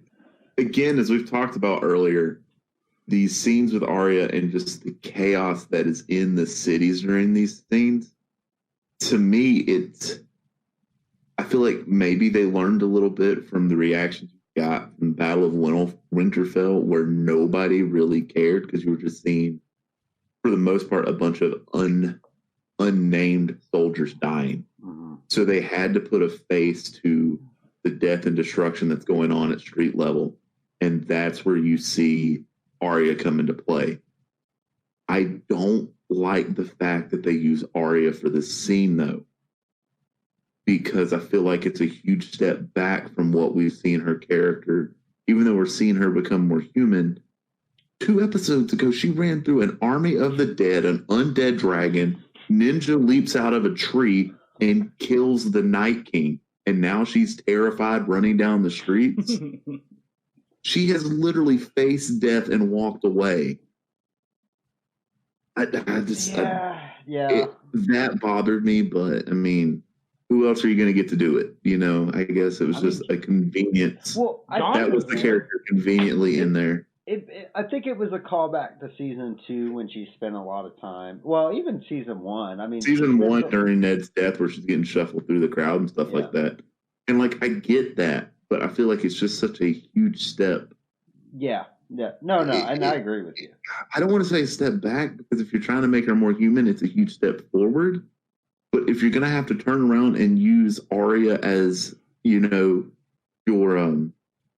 Deus Ex Machina to kill Dany, you've now made her seem human, and now you're going to have to turn her right back into the cold-hearted assassin. God, I hope that's not the ending. But I feel like it might be. But that's what I'm saying. It's like, there's been no consistency in the characters this season. They're flip-flopping sometimes multiple times in a single episode. Mm-hmm. And we've got 1 episode to wrap up. Way too many questions. Yeah, I got some of the same vibes with Arya and Nora, or whatever her name was. Barbecue. As Barbecue, yes. It was some similarities between Arya and that character and Jon and the Wildling character in Hardhome. Just a big mass of people, and there's this one person that you kind of build a connection with. But the entire time, I thought that was a faceless man who was going to stab her in the back or something. I did not think Arya was going to make it out of this episode. I'm stunned that she's now the pale horse walking among us. But that is a great takeaway. The fact that the pale horse is seen kind of like a savior for Arya, but there's also very potentially a dark theme to her riding off on that pale horse. Very biblical in a lot of ways. Yeah. Yeah, that's a hat tip to Tony. I saw him tweet something along those lines before I started the call. So, it's not a completely Gene original, but there's none of our theories that really are original at this point. We all kind of piggyback off the fandom. Is I took it the horse a little differently because I got the vivid memory of Dani with her silver the first time. Yeah. I like that. I got that too. Because that was kind of like, Dani's first experience of freedom, and maybe this is our first scene, now that we have a humanized Arya, that this is her new beginning. I'll say that, like, for me at least, because I didn't think about silver, but for me at least, it almost felt like when Jon was like starting to bond with Snow as well, like that first moment. I mean, it's the white horse, white. Oh, you mean not Snow? Not Snow. Ghost. Sorry. So it's like the first time he like started bonding with Ghost as well, like that white horse moment of like, you've almost been reborn. I think that's kind of what they were going for, is that she's been reborn and she's not all about revenge anymore. She's right. Yeah. Yeah, I could, yeah. And it's like, whereas when he got Ghost, he wasn't just a bastard anymore. He was almost a Stark, That's kind of the point of Ghost, is that he got his own direwolf. Well, and I think the Hound kind of told her. I think the Hound was the turning point. Mm-hmm. That was kind of yeah. I don't know where I'm going, but yeah, no, I don't know, but.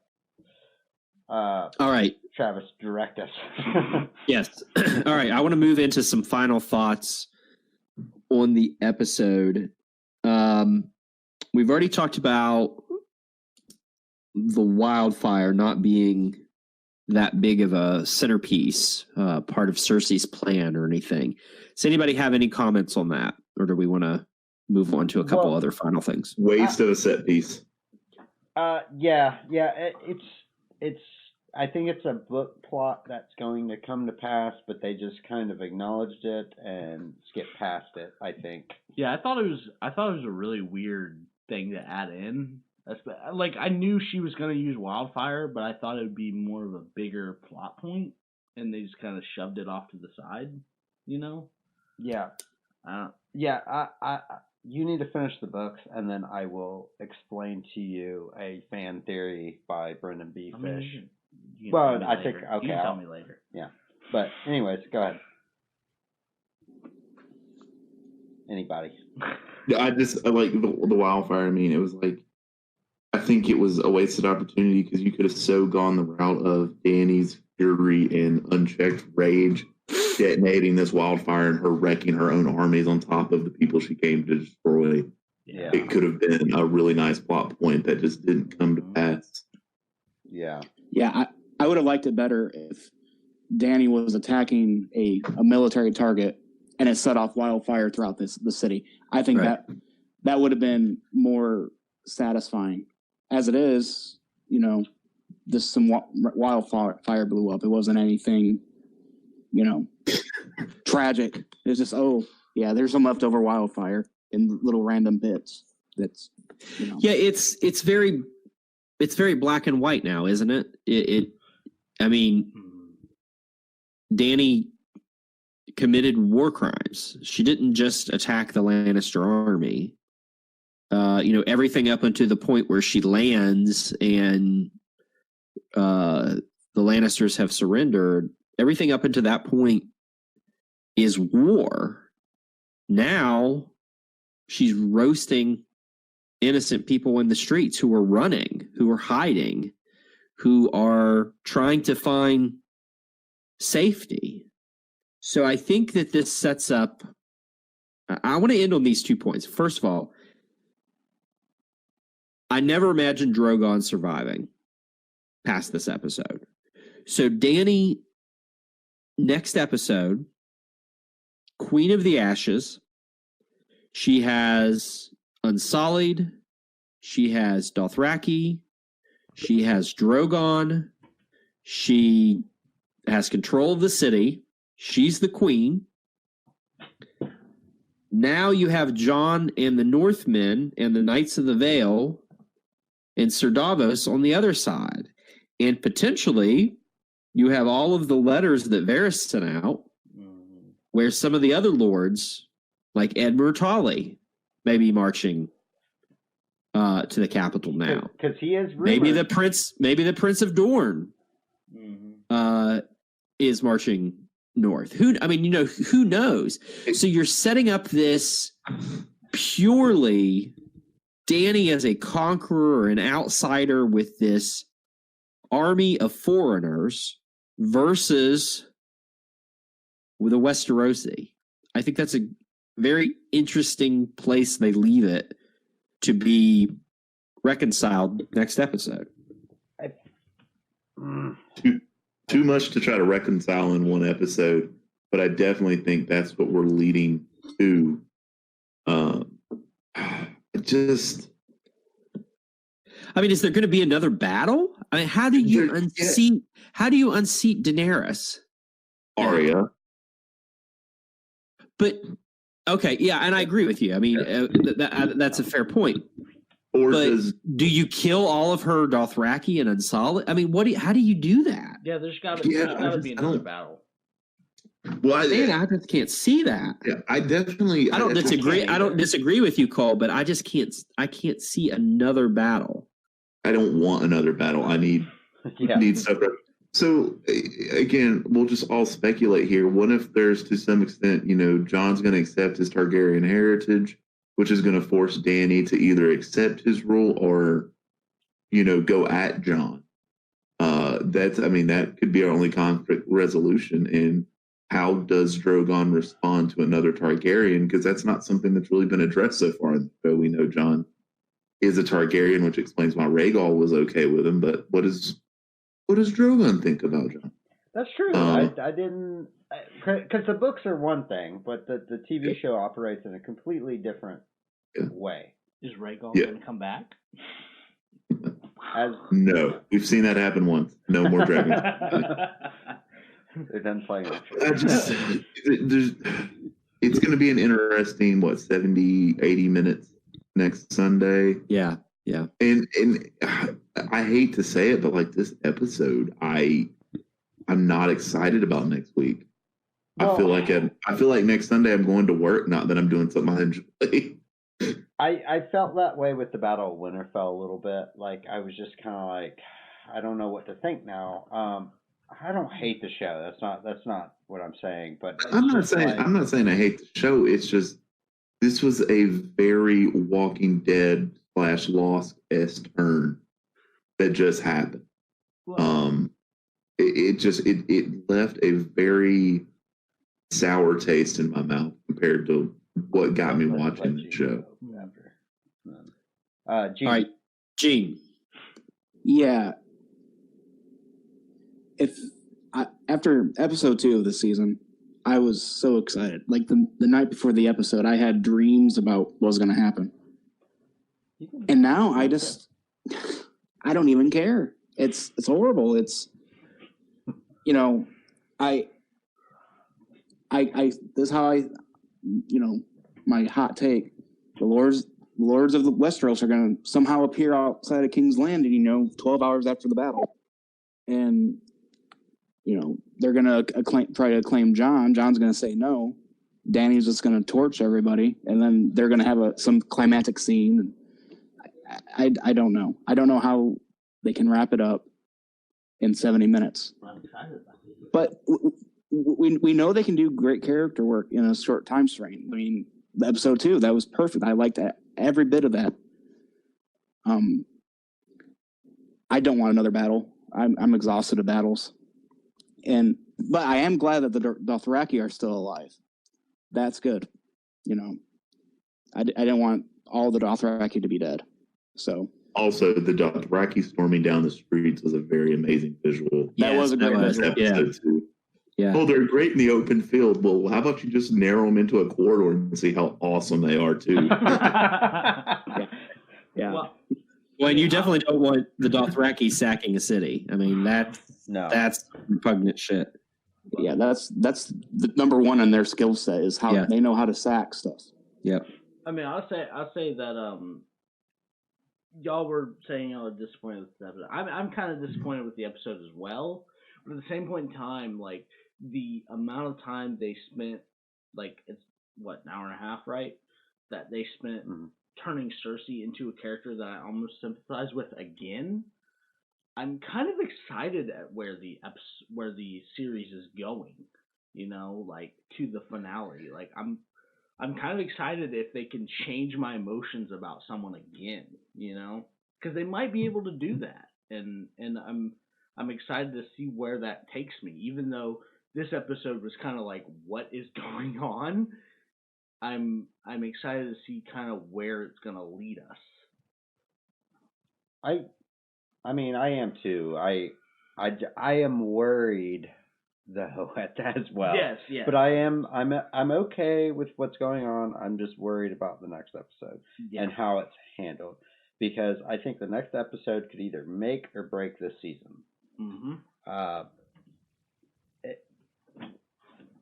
Because they could tie all the loose ends up. It could be terrible, and they could be Dan and Dave season 5, or they could be Dan and Dave season 6. I don't know.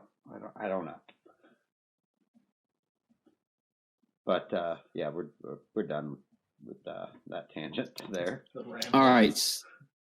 So I want to finish on this tangent.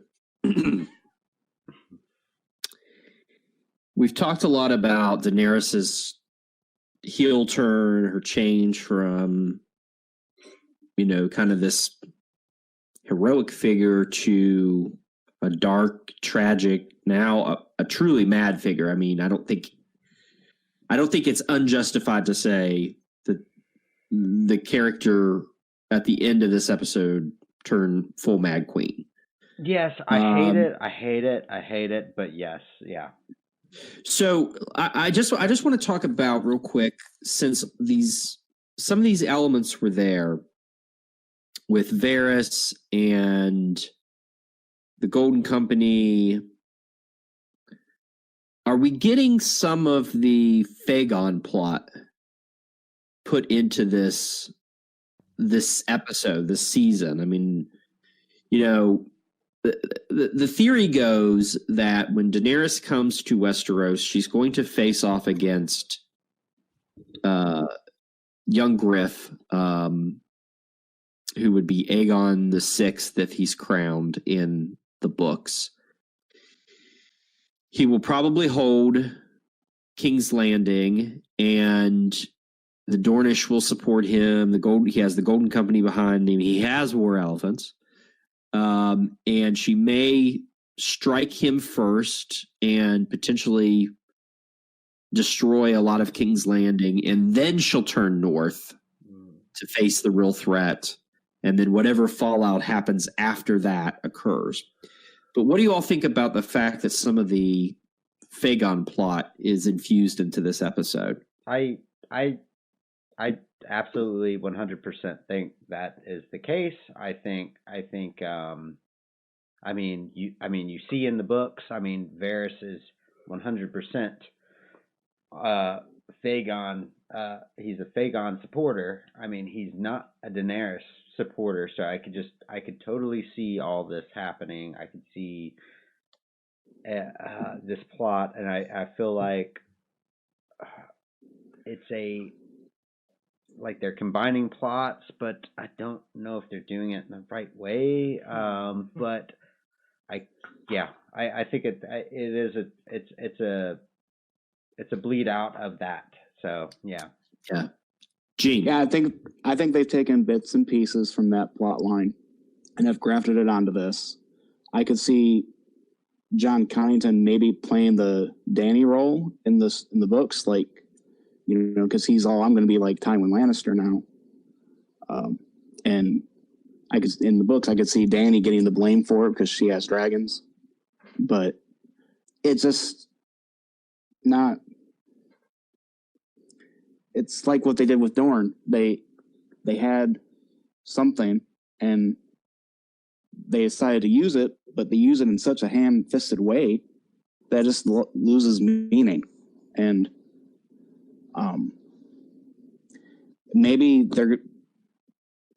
I don't know. I've stopped. Sorry about that. That's okay. No, you're good. We lost Ben. But well, I mean, what I was thinking that entire time, I don't know too much about the books. I haven't read through them. I should. I'm starting to again. But what I'm saying is, I really love Varys' character, and it really makes me angry about what they did to his character, because the whole point of his character is he doesn't explain himself to anyone. He is very secretive, and that's what makes him so deadly and so clever, is that he doesn't need to explain himself to anyone. And it almost seemed like his character was very reminiscent of Littlefinger's at the same point in time. Well, like his death. Yes, is very reminiscent of Littlefinger's, which is cool. But at the same point in time, I felt like both those characters had very disappointing ends. You know? It felt like a little bit how they did season 7, where they write the last scene and they're like, this is a cool scene. How do we get here? And then they kind of piece it together. Which is not always, if you don't do it right, it's not always the best way. But yeah, I think a lot of it was a Fagon plot that they tried to, tie in somehow. So yeah, Twitter is going crazy with some of these theories right now. So I want to close out the episode by reading this. This is a really good tweet, and it's not a judgment. Well, I'm going to read this tweet. I want you all to react to it, and then I want us all to speculate about something that might happen in the next episode. So first of all, this is at Regan Gomez. Guys, Varys was trying to poison Dany in the very first scene. Yes, I have that in my notes. Dany wasn't eating because she knew it. The little girl said they were watching her. Varys said, "Don't worry, we'll try again another time." I had that in my notes because I forgot to ask you guys. I was like, that tweet was actually the reason I said Twitter was going crazy now. Nice. Because I've been sitting here browsing the Twitterverse as you just like stuff, and I'm just like, oh shit, that makes a lot of sense. Wow, I love it. Oh man, yeah. Varys went out like a champ. Yeah, the only thing he was missing was tell Cersei it was me. Yeah, that was the only thing he was missing. Well, I'll say about Varys, he still didn't reveal anything at his death. He didn't even reveal his flippers. Yeah, I know, right? He should have jumped into the sea and the fire wouldn't have touched him. He just went into the sea. There's this crazy fan theory. Yes, I know about fan theory. I've heard mermaid. I've heard the fan theory. Okay. All right. So let's end the podcast by Gene. Did you have anything to say on the Varys? No, not particularly. Okay. All right. So let's end here by speculating about something that could happen on the next episode. Ben, why don't you kick us off? God, where to go? Because this episode just changed so much of what we had established. We've got to have some resolution. Is Dany going to be the conquering queen that sits on the Iron Throne? Or are the Seven Kingdoms going to rally behind Jon and his claim as Aegon Targaryen? So I really hope that that'll be our big focal point. As much as you would like to see the aftermath of the battle, we don't have time for that with one episode. So I'm hoping we get into the nit-gritty of it, get the throne claim handled, and see where we go from there. Yeah. Another issue that will be interesting to see is we still have all these characters that are north that haven't come down.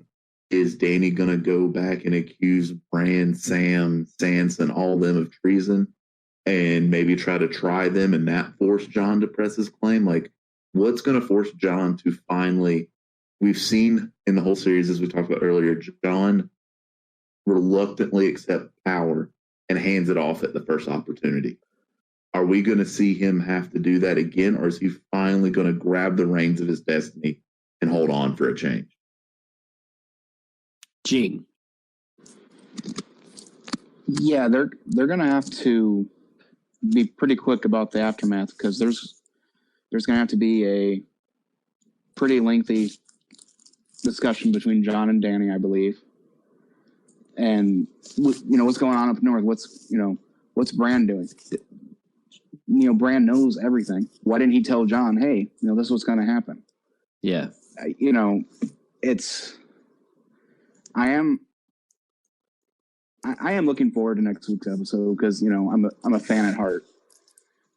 But it's kind of like with the books. I don't know how George can pull everything together in 2 books. I don't know how the show can pull everything together in 80 minutes. I guess we'll find out next week. Yeah. And yeah. I mean, there's so much, like, I didn't think everything would be resolved in King's Landing this episode, but I didn't think that much of it would not be. So yeah, I'm interested in that as well. Cole. Yeah. Kind of particularly the kind of experiencing next week's episode. I'm like I said earlier, I'm excited to see where it's going. I'm just surprised at what they resolved in this episode, even though resolved is kind of used loosely. There's a lot to be left explored, and that's kind of why I'm excited. Is by the end of the series, is Sansa going to be seen as the bad guy, or is it going to be Jon, or is it going to be Daenerys? I think it's going to be Daenerys, honestly, but that's why I like Sansa's character though, is because because for a long time, few seasons, I really didn't like Sansa's character. I really didn't. And then this season, I really loved Sansa's character. I love her to death. I would follow Sansa into battle, but that's what I'm saying. It's like I like Sansa over Daenerys now, and at the start of the series, I like Daenerys over Sansa. So it's really interesting to see who's really going to be on top at the end, and I don't know, and that's kind of why I'm excited. I'm curious to see who's really going to be the top. I think the Onion Knight will be, but I hope so. Stannis forever. Stannis is going to rise from the dead. No, I hate to say this, but the way the show is looking at this point, it looks like Danny is going to be, or the will is going to break, but it's not because Danny breaks the will, it's because everyone breaks the will because of Danny and the way she's acting at this point, and I hate it, but I think that's the way the show is going. All right. My prediction is Jon goes Cregan Stark and dispenses I think that too, yeah. a lot of justice next episode for a lot of people. I also think, though, Drogon is pregnant and is going to lay eggs at the end of... And I just didn't think a dragon would survive the series. I didn't I'm either, still but surprised it's still that he here. survived the Battle of King's Landing, but... Yeah. Oh, we still got an episode to go. Dragons might not make it to the end of the series. That's true, yeah. He might just fly away. He might just fly back to Valyria and be like, see ya. Braun's going to show up with that last fucking scorpion that's on the back of a wagon. I just had a crazy idea. What color are Drogon's eyes? What color are Drogon's eyes? They're red. They're red. Okay. Well, then I'm just an idiot. So ignore. Oh yeah, if Arya had killed Drogon, that'd been amazing. Maybe they're green. Yeah, like let's just build Arya up even more. You know, so he kills Night King and a dragon. You know. Oh well, they would. David and Dan would explain it by, well, Arya kind of forgot that she had to kill someone with red eyes too, or something. Yeah. Like that. Oh my god. I mean, Arya can't forget. Bran didn't die, so the history of people they don't forget now. But they all remember everything. No, they remember everything, Brett. Bran survived, so. So we're going to wrap up the episode by talking to Eugene about your experience in the fandom. What we try to do here is capture some of the stories from how folks got into the fandom in the first place, how they read the books, they got into the show, all of that. So very simply, how did you get into A Song of Ice and Fire and Game of Thrones? Yeah. I believe it was right after the first season ended. I saw a big display of the books at the bookstore in the town I was going to college in. And they had the newest one, Dance with Dragons, so I looked at it. And the passage I turned to was in the Merman's Court. Oh. Where because I'm one of those people, I don't really care about spoilers. Right. And like that scene, just like we're Stark men, you know, they were true to us, we need to be true to them. I was like, okay. So I bought all the books and read Game of Thrones, and I mentioned on Twitter a few months ago, I wish I would have stopped reading the books like right before Bran fell out the window, because it would have been just a nice happy family story. But like with most things I do, I became obsessive about it. I've read the series about 5 or 6 times, almost as much as I've read Lord of the Rings. And I started having, think of some theory. So I got online, started searching stuff, and got onto Tower of the Hand. Then I found Stephen Atwell's stuff. I like that because I'm a policy wonk. Saw Poor Quentin's, Emmett's stuff, and then I'm amazed I have as many followers as I do on Twitter, because I'm basically a GIF machine. That's all I do, I feel. So, but every time I get a new follower, I'm like, why? What are you doing? But especially when I get some followers who are on a certain side of the political spectrum, it's like, are you sure? But yeah, that's Gene, we have one true political party, and that is the party of Stannis Baratheon, right? Yes, I am a master of coin for the one true king. So, and I'm not as rabid as some people are. Frank. Frank. Yeah, Frank. Jesus. But not. You can only go so far. Frank goes beyond that, right? Yeah, I like I said, I listened to last week's podcast today at work, and as soon as Alicia, sorry, oh no,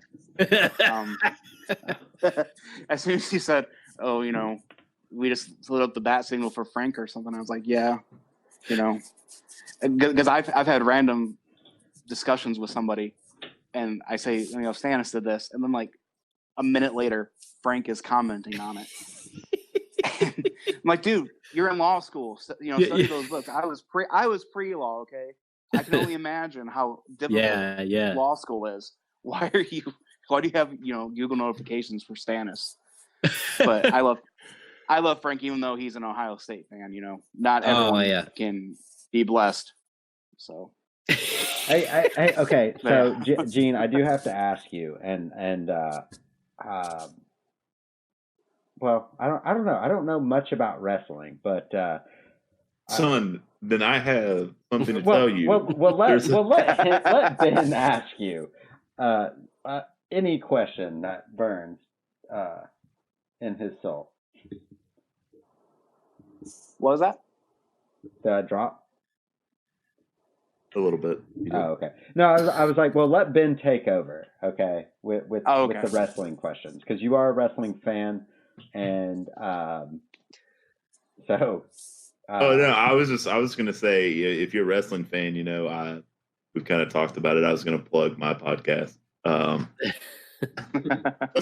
because we are actually recording this week. We're going to be starting our weekly wrestling wrap up.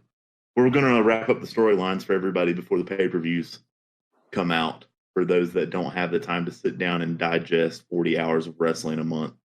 Oh, it's too much. I can't follow.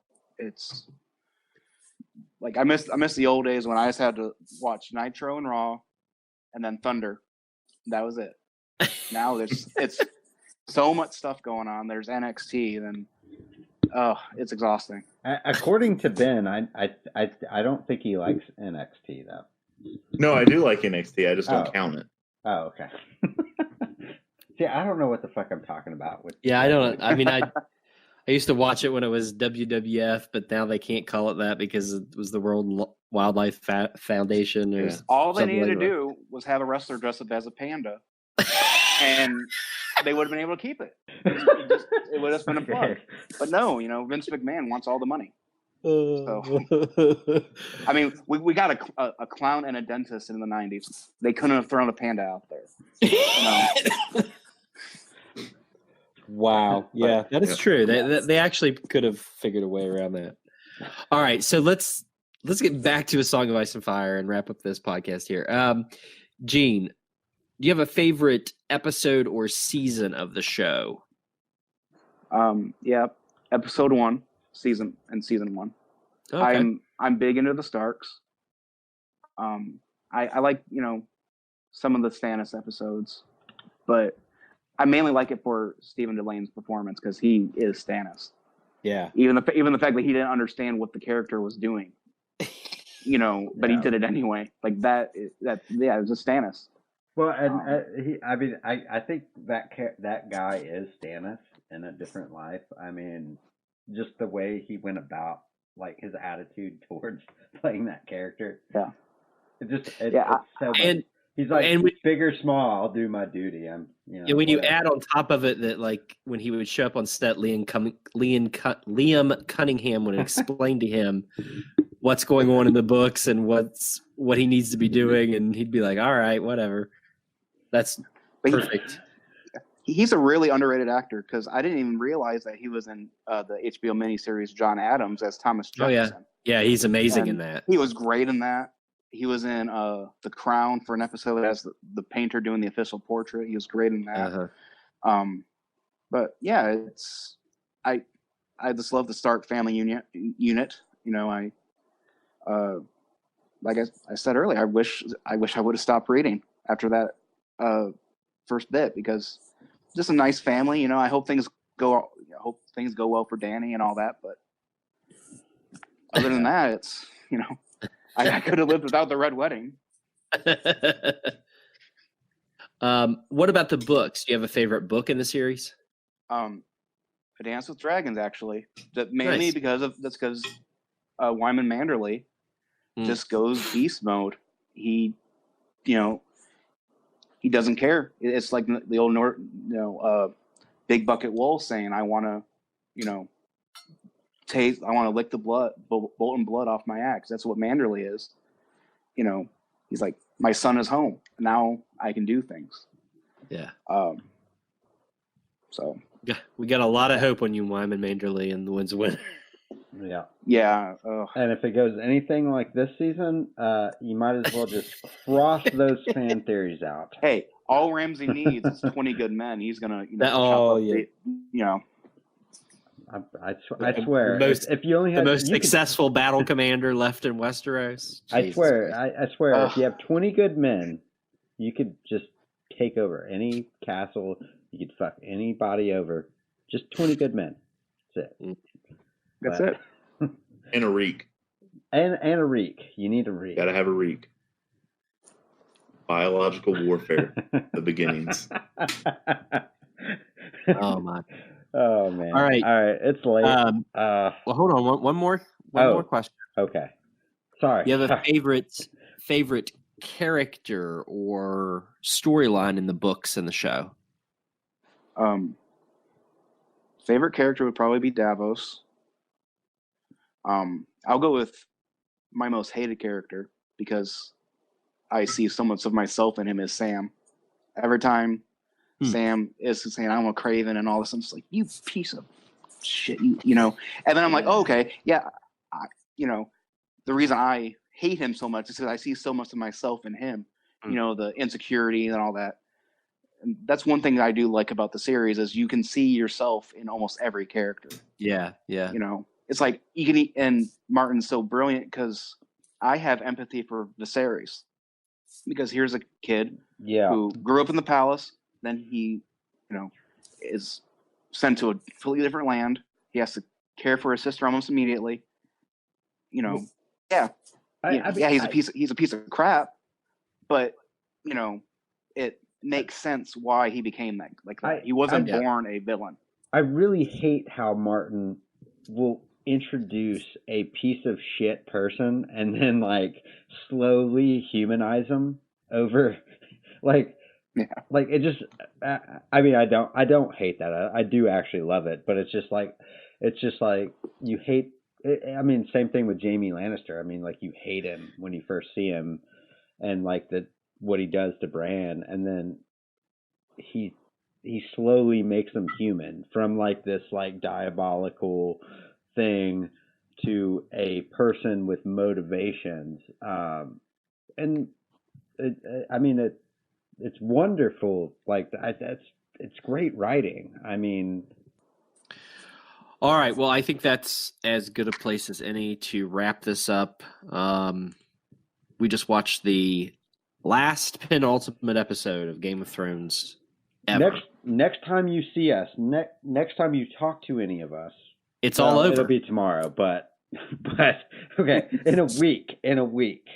Yeah, the next time you listen to the podcast after this episode, it will have all concluded. And after the reaction to this episode and the guessing of where we're going, who knows what we're going to be filling next week. But thank you, Gene, for joining us tonight. We really appreciate it. Yeah. Ben, thank you as always for hopping on. We're glad we could accommodate you, and always glad to have your takes for the episode.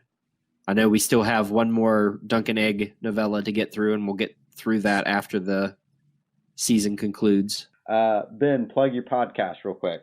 Oh, yes. Because always enjoyed coming on with these guys, and they're actually part of the reason I started my own podcast with a good friend of mine. We are Too Young to Be This Old, kind of just a general topic podcast. We have done an episode with Brett, and speaking of Gene's fandom of wrestling, we have done an episode completely about wrestling. You can find us on Twitter at Too Young to Be This Old. That's also where you can find us on Facebook. And as they mentioned, they're also, like they said, Spotify, iTunes, and we do have a website, podcast.tooyoungtobethisold, where you can have our direct RSS feed. Yeah, and we posted our one today was the spoiler-free spoilers episode, where we discuss the rules for not spoiling things, as I am on a podcast that's the very same night. So, Gene, one more time, let the listeners know where they can follow you on Twitter. At Blanche344. All right. I'm somewhat regular on there. So the GIF machine. Yes, exactly. if you want a fitting GIF or something, just give me a couple seconds. I'll find one. Well, it was a pleasure and an honor to meet you and to talk with you and discuss this episode with you. All right, so we'll wrap up tonight. We'll ask everyone to follow these guys on Twitter. Follow us on Twitter at planetospodcast. Like us on Facebook and Instagram. Listen to us on iTunes, Spotify, YouTube, Podbean, SoundCloud, Google Play, and other platforms. Next week, the series finale of Game of Thrones. And hopefully we'll have a couple special guests joining us that night. A couple friends who will be returning guests, hopefully, if their schedules work out. So the bells are tolling. We have a city to burn down, a throne to take. So we will see everyone next week on Planetos Podcast. Thank you for listening, and we'll see you at the series finale of Game of Thrones. Good night.